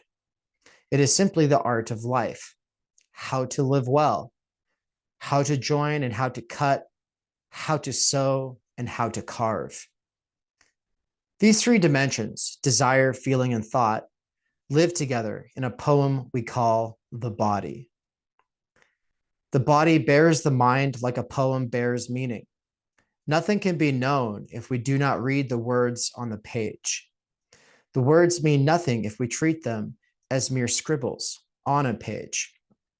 As a poem cannot be paraphrased, the mind's life cannot be spoken, except in the body that bears it. This is my body speaking to you. It echoes in your ears and lives in your heart, where blood and breath mingle. That is the home of philosophy, the blood and the breath, the wind and the red river that carries it from the veins of the world to the sea of myself. Words that do not touch the breath echo in the head. They are the stuff of empty ideas, of webs without spiders, dust and dirt, confusion and complexity. Any word may be trapped in the head, but some words are too weak to ride the wind, and their proper place is the head. These weak words are strong. Those who live only in the head love them and feed them, like a child giving food to a doll whose mouth will not open. Beware these words and the heads that hold them. I'm going to leave it there. It's a great piece. I think you'll all really like it. And I'll just keep doing this unless anybody wants to interject. I'll just keep reading from pieces. Can you tell us anything about Longcar? I'm not familiar with this. Samuel Longcar wrote a really fantastic piece in Underground Theory Volume 1, and he also gave the one of the keynote presentations at TUCon. So you were there for that. It was really cool. It spanned the gamut of classical philosophy, philosophy of science, philosophy of religion. He has a channel called the Becoming Human Project. He got his PhD at Yale. He is the founder and main editor of the Marginalia Review of Books.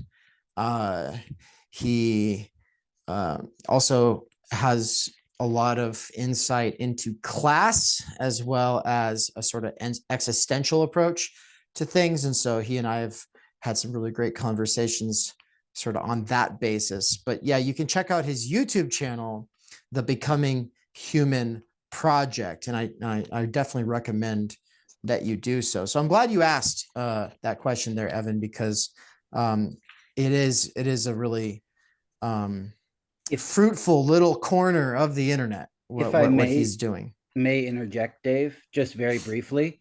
Old school TU heads will also know him as the guy from the infomercial who says, I edit books for a living, and this is the best edited book I've ever read in my life.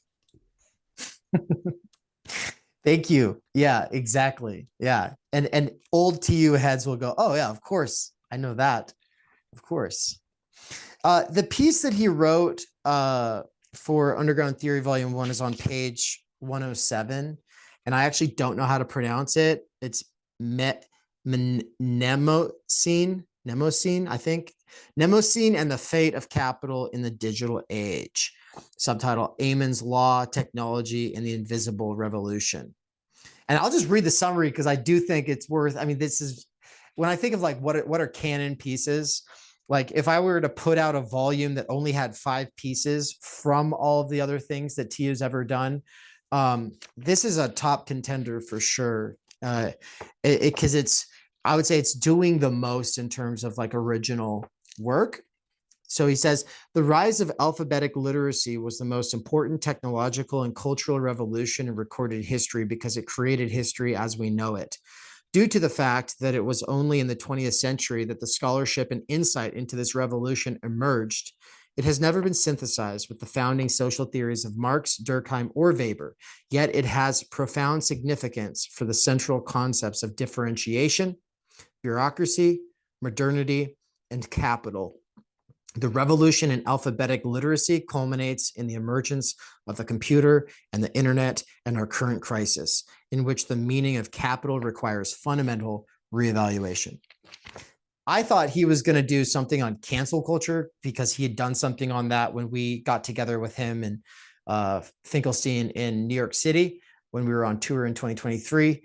And then he gave us this, and I was like, oh my God. And, he didn't know, that this piece that is so reliant on Marshall McLuhan was going to appear beside an original piece that's never been published before by Marshall McLuhan, published posthumously, obviously, because he's no longer with us.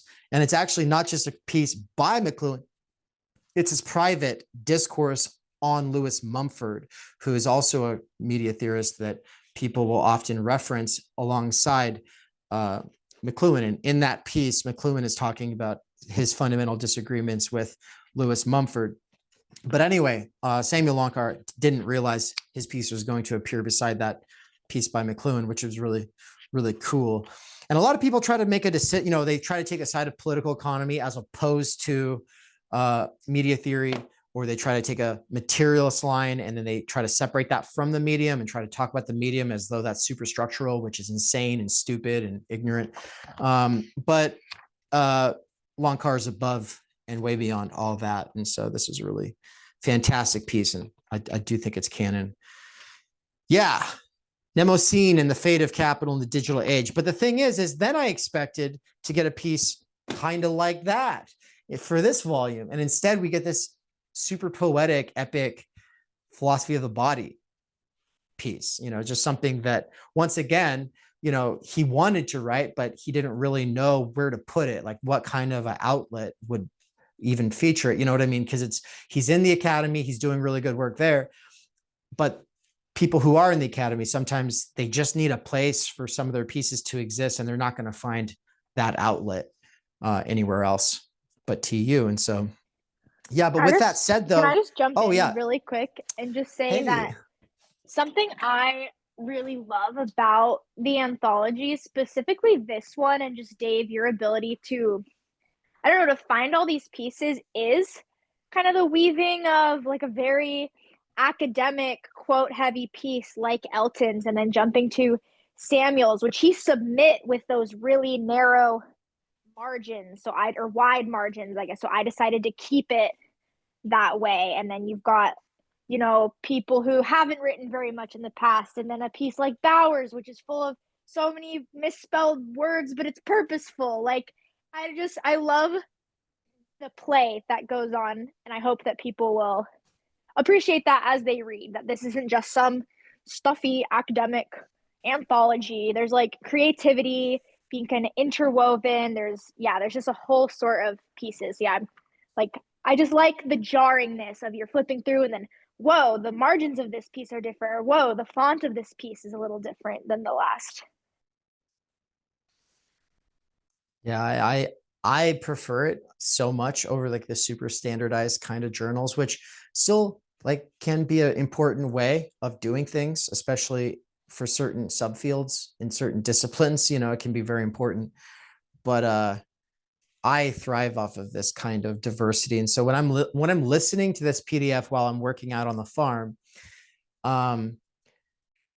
it'll be like some really long piece and it's really good. But after some point, I'm just kind of like, okay, where am I? What's going on? And then all of a sudden I get hit with the prophet of the 11th toe speaks. And I'm like, whoa, what the hell?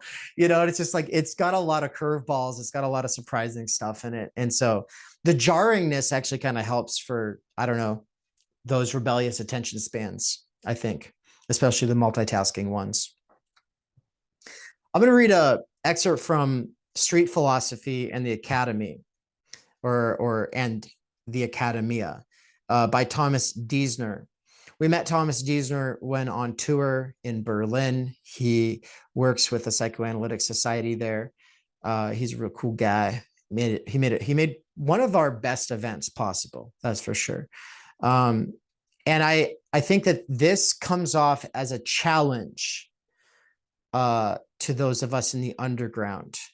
Not because I think any of us think we're doing street philosophy necessarily.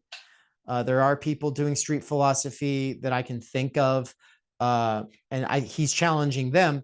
But I think that there's a real call for us to think about what it is that we're doing in this piece. He says, I'd like to start with a more or less provocative proposition, depending on the position, the place you prefer to situate yourself. There is no such thing as street philosophy. What there are intellectuals, academics on the street, be it because they have discovered a new medium, be it because they have a missionary desire, or be it because they simply can't get a place in academic institutions, precarious living status, as one says today. With the same emphasis, I could have started with the contrary proposition. There is no such thing as academic philosophy. Philosophy is thinking against restrictions, institutional channels, and privileges. It stands at odds with established disciplines and does not allow itself to be used by them. What we see at first glance are academic careers, teachers, historians, technicians in their field. In the worst case, paternalistic missionaries, elitist preachers of the true, the good, and the beautiful. The writer Osip Mandelstam once wrote rather harshly in his work, The Noise of Time, during a difficult time of alienation he had to face in the Soviet system, quote, I divide all of the works of world literature into those written with and without permission. The first are trash, the second, stolen air. As for writers who write things with prior permission, I want to spit in their faces, beat them over the head with a stick. First of all, based. I'll continue. In a more moderate way, the composer Hans Werner Henze expressed his discomfort with the institutional in his writings on music as follows. Once the composer's new signs have been accepted and classified, others must soon follow. The tension has abated. The signs become academically respectable. A piece of musical history seems to be in the making. At this quasi-historical moment, countless zealous writers and industrious apprentices rush into the public arena, retrace the emotions of yesterday, and proclaim them as the doctrine of tomorrow. What was once a bold leap, a signal from a lofty and distant transmitter, the reproduction of the call of a bird of death cited only by the composer, is now transformed into a dry study for the purpose of producing further dry studies, a computable object. The idea, artistic truth, ends up in a stage of siege, a pseudo-revolution. I'll read one last paragraph, since those other two were quotes. That said, a beyond opens up, a field where the question of the philosophical can be posed anew. A field path, as Heidegger preferred. A street? Rather, a back street somewhere in a district, a neighborhood, a slum? In any case, it is a question that also has a political aspect to it, as it is about what is included and what is excluded. And of course, we also need to talk about the many cross-border commuters. there are a lot of academic philosophers who are great teachers and try as well to go beyond the constraints of mostly implicit institutional expectations.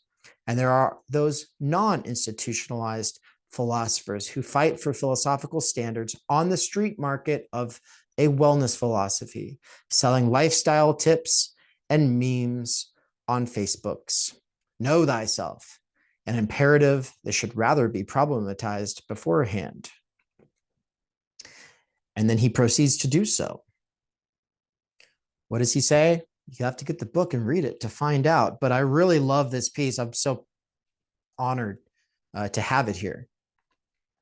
And so I want to check in again to see if anybody has anything else to say before I dive into another one of these.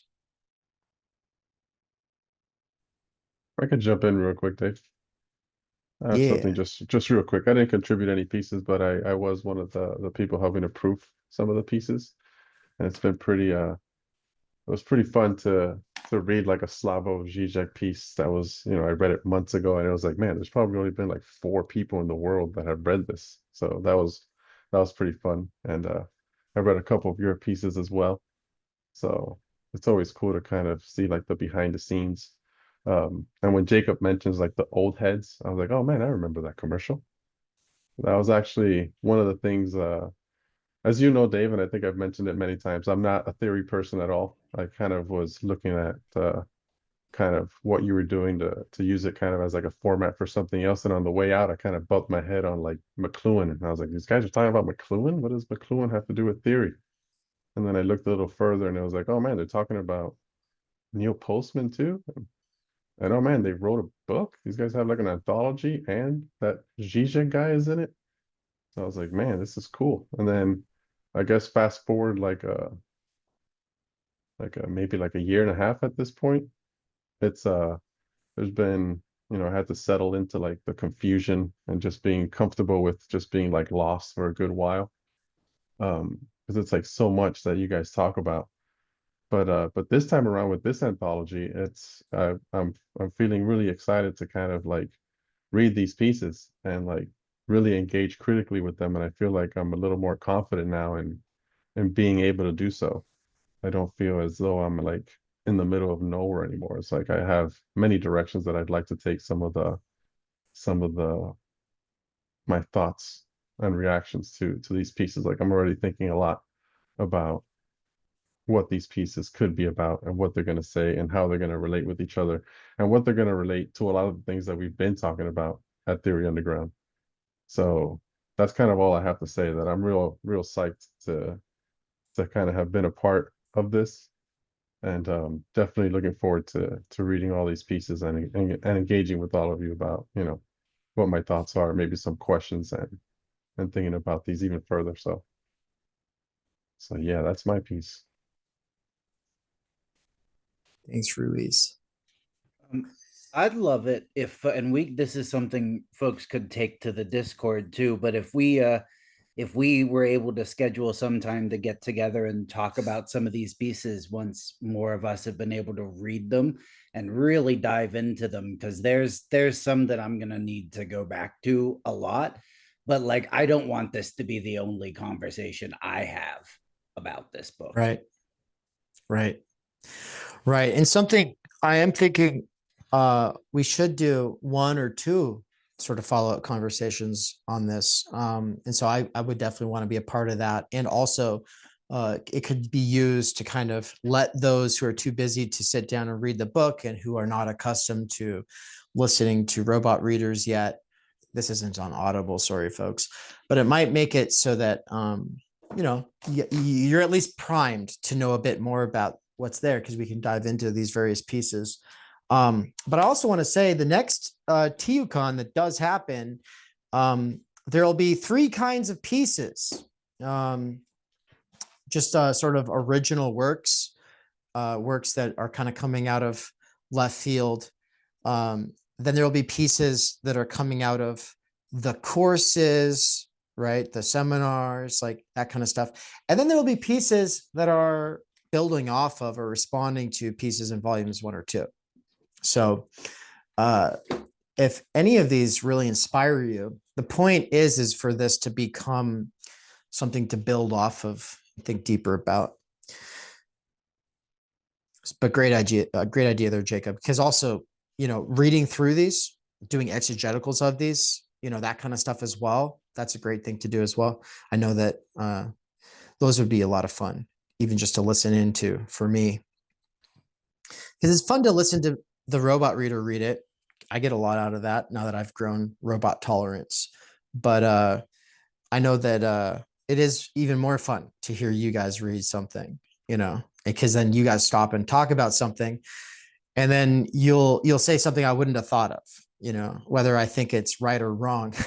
It's something I wouldn't have thought of, and it makes me have to question myself, and I think that sort of reading aloud process, as you alluded to earlier with the exegeticals, I think it's part of this new reading thing that I was trying to get at with my most recent lecture on Sunday.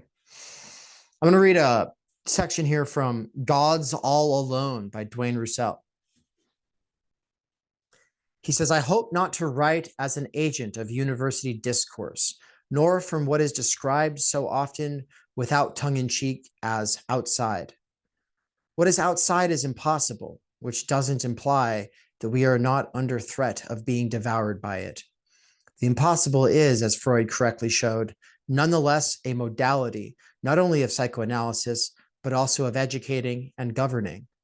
It took Jacques Lacan to add a fourth impossible profession, science, which now converges with philosophical pragmatism and capitalist political economy to impose a new continuity with the environment. These scientists have gone to great lengths to extend the body into space through mass distributed gadgets, always at the risk of losing ourselves entirely. This is how science can disrupt our belief in the body, by which I mean the body that we believe ourselves to have, like a sports car or a shoe. I'm nonetheless led by my patients, some of whom have gone to great lengths to provide themselves with a body about which they could be certain. The television, which is a delayed action mirror, and the spaceship, not unlike the digital classroom, are products of science, but they are also constitutive of this environment, which brings the body into orbit. And I think that this is a really inspiring, creative sort of generative piece that kind of brings together what Lonkar was doing and what Diesner was doing, right? So like both of those pieces, there's something spiritually related between those pieces and this one. So I think people who are getting excited about those will also be excited about that piece there. Then we have this piece by Tony of One Dime, right? So how many of you are familiar with the One Dime channel, the video essays by Tony? He did a really awesome piece here at the end of Underground Theory on Maoism, which is also related to one of the video essays he does on the One Dime channel, where he's doing some original historical work, arguing against the idea that Maoism's biggest problem was that it was totalitarian. And he's arguing it was more of a problem of anarchy itself, that it was that Mao was, that, say what you want about the Soviet totalitarian system, but when you're talking about Maoism, it's almost like the opposite, because Mao was trying to not be like the Soviets, and in so doing was really encouraging a sort of populist anarchist, take justice into your own hands people, which is also, rhymes in certain ways, perhaps with various ways that people go way out of line in their attempts to enact social justice in our own world today. Shout out to the On the Left response to Charlie Kirk, maybe. But that was then, and this is now. He has a piece called The Rational Kernel in Marjorie Taylor Greene's Notion of Corporate Communism. Back when the rogue Republican Congresswoman Marjorie Taylor Greene went viral on the internet for repeatedly saying in various interviews that the current political economic system of America is turning into what she calls corporate communism, most people laughed at her, and understandably so. The very notion of corporate communism sounds absurd. The phrase appears to either be a hyperbolic parody or a disingenuous category error. Describing the world's most advanced capitalist system as a form of communism seems to reveal either profound ignorance or willful misrepresentation of both economic systems. Yet beneath this absurdity lies something worth examining. What if Green's formulation accidentally points toward a genuine contradiction in how our contemporary system operates? What if her ideological incoherence nevertheless captures something that more sophisticated analysts have been grappling with for years? The emergence of a hybrid system that combines some of the worst features of both bureaucratic statism and predatory capitalism. And then the heading for the next section, you will own nothing and be happy. Awesome. I love this piece. I'm very excited that we get to feature it. And with that, I want to make a quick little announcement, and that is that Tony and I have been talking for the last couple of months here about doing a big collaboration next year. So there's this thing called the TU BC that's kicking off next year. It's the Theory Underground Book Club. And it's going to be in conjunction with the One Dime Patron Book Club. So I don't know if that'd be like 1DBC might be the short version of that. But the point is that we're going to be combining forces to do something that is addressing the contradiction between post-left and post-liberal, because both Tony and I over the years, as we have matured, perhaps degenerated, depending on your position here, but I think as we've matured in our approach, we disagree with our younger selves in a lot of ways. Our younger activist selves, our younger left fusionist selves, our younger Marxist selves, right? And in doing so, we've turned to all kinds of heterodox thinkers, thinkers who are independent or philosophical or leaving the left or trying to reform the left, critical of the left in various ways. And he and I have found some really generative works that motivate both of us. And so if you're excited to get into some of those books with us, that'll be something that is available to TU members next year. There's a whole bunch of other stuff that I would say about next year that you can see on the left-hand side of this whiteboard. The short version is that there'll be a thing called Theory 101 on the second Sunday of every month for this first 6 months of 2026. And Theory 101 will be a series of sort of thinker intros, intro to this thinker, intro to that thinker. I'm going to do Marx, Heidegger, Levinas, Lacan, Bourdieu, Baudrillard. And it'll be like one of those thinkers per month. It'll be an intro lecture meant to not just kind of cater to you folks. Anybody who's already in a volume like this will get value from it by seeing me try to teach this for people who are complete outsiders and totally new to this stuff. Whether you're a 15-year-old or a 55-year-old who's never ever heard of theory, I'll be telling you why there's something awesome going on with this thinker, some concepts you can take from them and see the world anew. But also, as the course advances, you'll get to see how each one of these thinkers in some way critiques or goes beyond those previous ones, how Heidegger goes beyond Marx, how Levinas goes beyond Heidegger, how Lacan goes beyond Heidegger, how Bourdieu goes beyond Heidegger and Marx, and of course, finally, how Baudrillard does all of that all of those others do, but also with a serious injection of McLuhan. And so, yeah, that's the kind of stuff that I'll be doing with Theory 101, but we'll also have guest lectures throughout the semester from a whole host of professors And I can't promise any of them are going to do it. I have like 8 conversations with different professors going on right now, and I'm very excited about the different guest lectures that are going to be, or that are currently slated to give introductory lectures in the same kind of vein, assuming people who are complete outsiders giving a lecture on Bataille, on Edmund Burke, on Habermas, on, a bunch of different thinkers like that. And so this is all, this approach to thinkers and concepts and texts and contexts, and the way that I'm doing it and making it some very, very accessible for complete outsiders is part of a sort of exoteric project that I am working on right now, but I can only talk about it esoterically. And since this is being recorded, this is going out publicly, none of you have signed NDAs. I can't actually tell you about my super secret project just yet, but this stuff is somehow related to that stuff.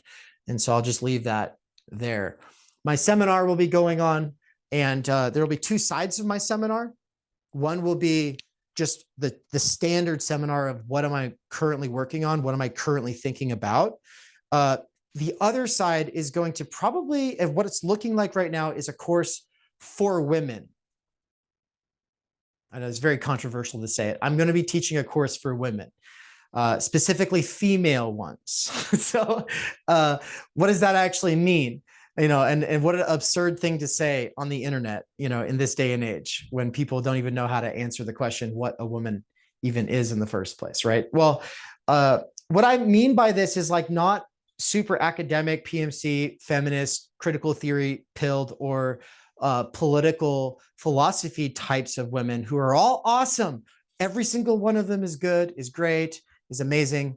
But what I'm talking about in particular are like the sort of general, normal kinds of women that I know at the farmer's market, who are my sisters, who are my friends, who are my mom's friends, who are church ladies, who are, what I mean? I'm talking about like normie women, okay?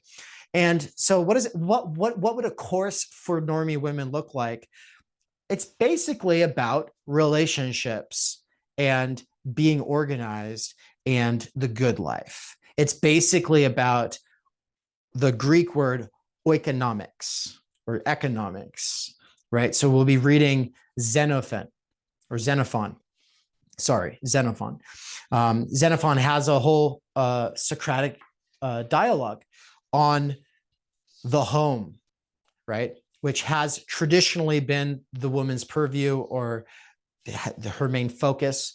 There's all kinds of ways that feminism has critiqued this, and that, more importantly, capital has critiqued this. Our actual political, economic, material conditions critique that idea of the woman having the home as like her main sphere.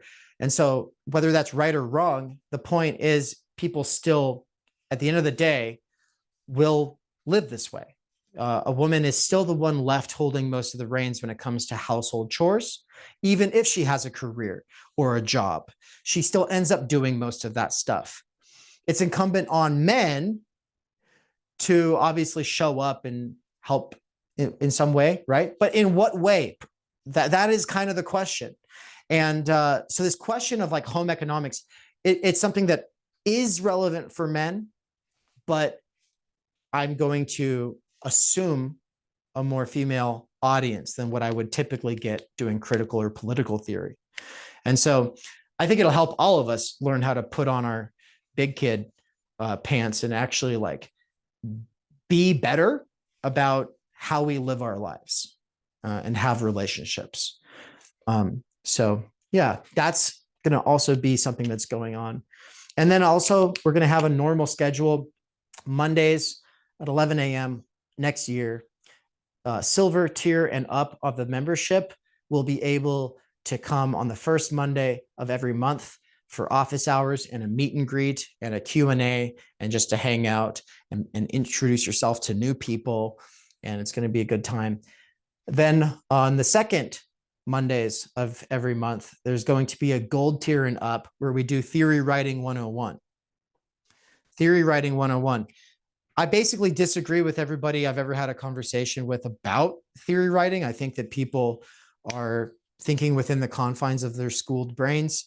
And there's a whole new frontier for writing theory that has already been pioneered by a lot of people. And so we'll be kind of taking notes from those people and talking about it. It's okay to disagree with me, but what are the contradictions that we're living through as we try to write theory? Well, that's what it's going to be about. I've been doing a series called Writing Theory on the Go. It's for multitaskers, it's for ADHDers, it's for people with rebellious attention spans who are writing notes in the bathroom when they're at work, who are just not able to do homework, but who are nonetheless writing as working through big ideas.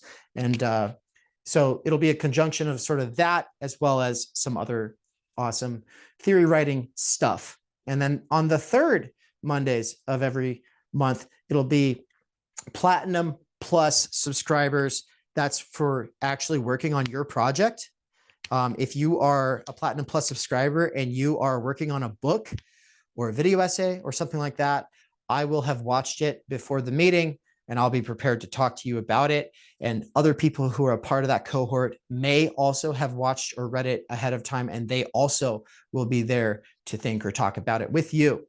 And then finally, the fourth Sunday or Monday of every month will be a bring a friend. It's for everyone. And the main thing is just don't come alone. It's meant to be for friends, acquaintances, people who you think might like whatever it is that we're doing. It'll be a sort of social hour. And I hope to see this expand into something where people are doing IRL meetups, but we'll see. Anyway, bringing it back to the TUBC plus one dime patron BC, post left versus post liberal. He and I disagree on how to frame this. You know, it's an issue of rhetoric and semantics. It's like, how do you actually convey what you're interested in without it becoming a new identity? There's something in this kind of, you know, James Burnham, Christopher Lasch kind of area of theory. I would even put Neil Postman in there. I would put John Taylor Gatto in there. I would put Ivan Illich in there. I would put even the Ehrenreichs or Andre Gores, people who are typically thought of as new left. I would still put them in there as essential for reading like this, what is wrong with left theory or activism today. There's a whole litany of stuff there. But what's missing from all of this here, this whole general topic of the left and liberalism, is an even cooler topic, and that is virtue. We don't want to just focus on the problems with liberalism, but also have an ongoing and deep philosophical through line at TU about virtue itself. And so, you know, we're kicking off the year with the first work being Alistair McIntyre's After Virtue. But then we'll also be getting into Judith Sklar's Ordinary Vices and Thomas Aquinas's The Treatise on Virtues, and then also Aristotle's Nicomachean Ethics. And then those being kind of played out between other works such as Why Liberalism Failed by Patrick J. Deneen, or Family Unfriendly by Timothy Carney, or yada, yada, yada. There's a bunch of other of these kinds of works like The Managerial Revolution by James Burnham. And so it's a sort of like post-left reader experience. That's kind of how I think about it. But if you were to go to the podcast world and just listen to people who are like post-left because they burnt out on Bernie and now they're like just listening to Tucker Carlson and kind of that's their new thing, is just reacting against the Democrats and progressives, that they wouldn't say that this is the reader, right? Because they suck and they're dumb. They're not the great sort of theoretical intellectual current that is more of a modality than it is an identity, right? They're the identity version of it, the podcaster Yapverse. This is more like the theoretical approach. This is cutting edge shit. There's nothing on the internet that comes remotely close to this. No one is doing this work. And so it's very exciting that we're able to have some kind of an alliance between us and Tony, because Tony's been doing a lot of work that is in dialogue with what we're doing at Theory Underground. And so make sure to check out all of the conversations I've had with Tony on One Dime Radio, which is a separate podcast, a separate channel from his main channel for the video essays. Make sure to check out the conversations I've had with him there. I had a conversation on the PCFM, on Timenergy, on the Post-Class Fractured Mass. And so unless anybody has something to say really quick, I was going to kind of close out on that, the post-class fractured mass, and how I think that it kind of ties together a lot of the threads in this work.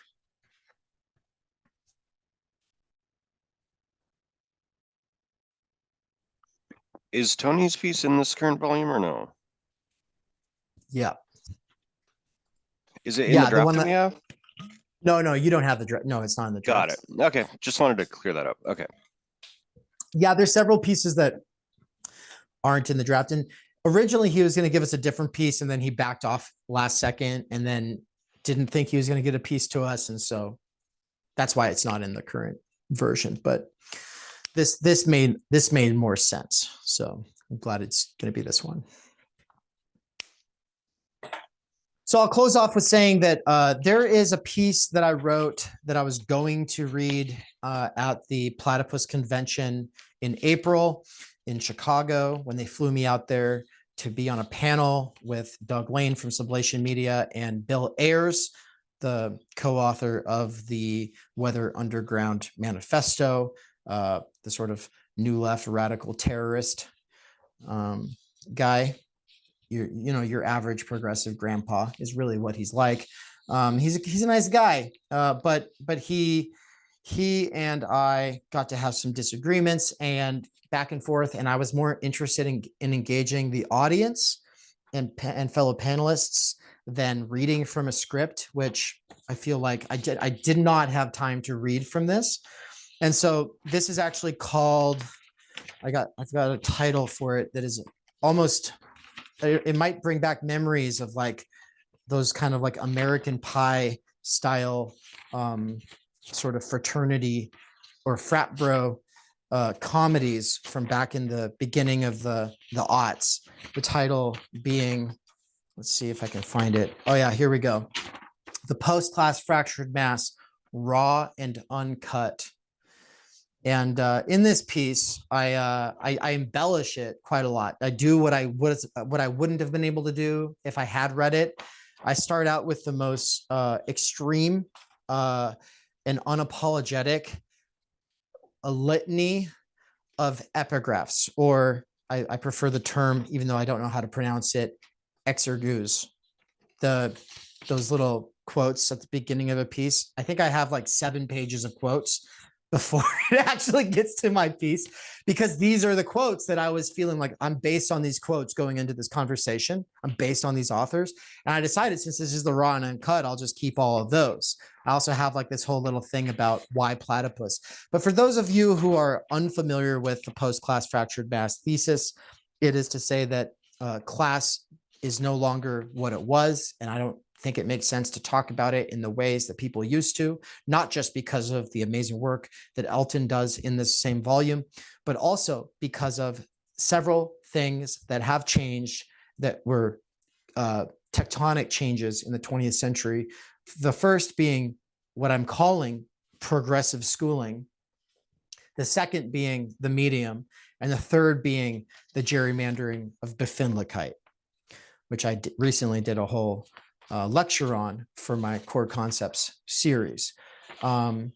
It's a concept that I've touched on elsewhere as psychological or ideological gerrymandering, but I now just use this annoying word Befindlichkeit because it is German for basically attunement, but more importantly, the capacity towards attunement, the tendency to be attuned, the fact that we as human beings are always already attuned.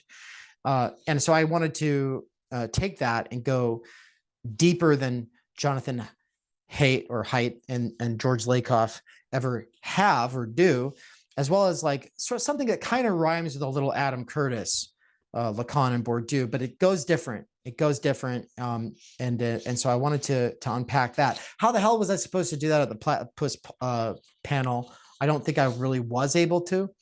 But, just to zoom out and say what's different about class conditions today, the main thing I'll say, just with this being something that's public facing on the channel, is that it's really about the proletariat is not the revolutionary subject. It's just not. And that's a conversation or an argument I'm willing to have, and that I have to some extent had with Doug Lane and Chris Catrone on this channel. But it made sense to assume it as being the revolutionary subject at a time when it was the practical organizing sort of default group that was actually doing things in the world. And the things that changed in the 20th century have to do with the geographical concentration being dispersed out across the globe and removed from urban centers. The inversion of what was military discipline into something that's a lot more isolating and atomized and self-directed, not in all cases, but in the cases where we actually meet blue-collar workers, they have a lot more autonomy and it's less militaristic or concentrated. And then finally, the fact that its hands were literally on the levers that made the world go round. And obviously now that is not the case because there's so many more sources for produced goods. You'd have to do the more utopian anarchist thing and actually have a global general strike, which is not really currently, I don't think, on the menu. I don't think most people think of that as quite plausible. But I go into these various things. And in particular, I wanted to talk about how, where in State and Revolution, Lenin said that, he said, while the bourgeoisie break up and disintegrate the peasantry and all the petty bourgeois groups, they weld together, unite, and organize the proletariat. And what I wanted to point out is that that is the opposite of what we now see today. The welding together is not what we see in the post-class fractured mass. And so we can be realists about that fact and then say, what now? Or we can be romanticists and idealize those good old times and say, though they're not being welded together today, we can go out and build the civic society institutions to try to weld them back together again ourselves. But I say Humpty Dumpty is not going to get put back together again, guys. And the work of welding it together did not come from feelings of brotherhood and solidarity or even economic precarity. It came from just the actual lived existence of people in a certain kind of workplace, in a certain kind of city, in a certain kind of century that is long, long, long ago. And so, yeah, it's a sensational piece, but it's also something I genuinely believe. And I feel like everyone who has attempted to argue with it has not tarried with it, or has not tried to seriously think it through, especially not the various components that I talked about with progressive schooling, the medium, and gerrymandering Befindlichkeit, those being the three major functions of fracturing that are over and above, in a more obvious way, the deeper structural crisis of the stultification of time energy, which I've already addressed plenty elsewhere in my other work. And so this is an invitation for leftists who do think that the proletariat, it needs to be the dictatorship of the proletariat, that it is the solution, the revolutionary subject, for them to read, to think, to dialogue. It's an opportunity to dialogue that I presented there at Platypus that I have since offered to Doug and Catrone. And then it's also, I just want to kind of say, as I'm closing out here, the general spirit of everything I do, which is the olive branch, not of peace, but of serious conversation. And I think that the condition of peace is people being able to have serious conversations and work through contradictions and be realistic about the current situation that we find ourselves in, and not just be dogmatically orthodox, right? And so that being the general spirit of this volume is, I think, why it's so ecumenical. It's so nonpartisan. It's so open to a lot of different voices and stylizations of voices and forms of life. And so if that's the kind of thing that gets you excited and you're thinking, wow, I would love to write something that's a response to that, Dave. Cool. And maybe you'd want to respond to something else that's in this volume. Great. We're actually going to be accepting pieces for another volume in January. And so if you want to read this one, order it in November, read pieces in it, and literally respond, get your proposals to us in January.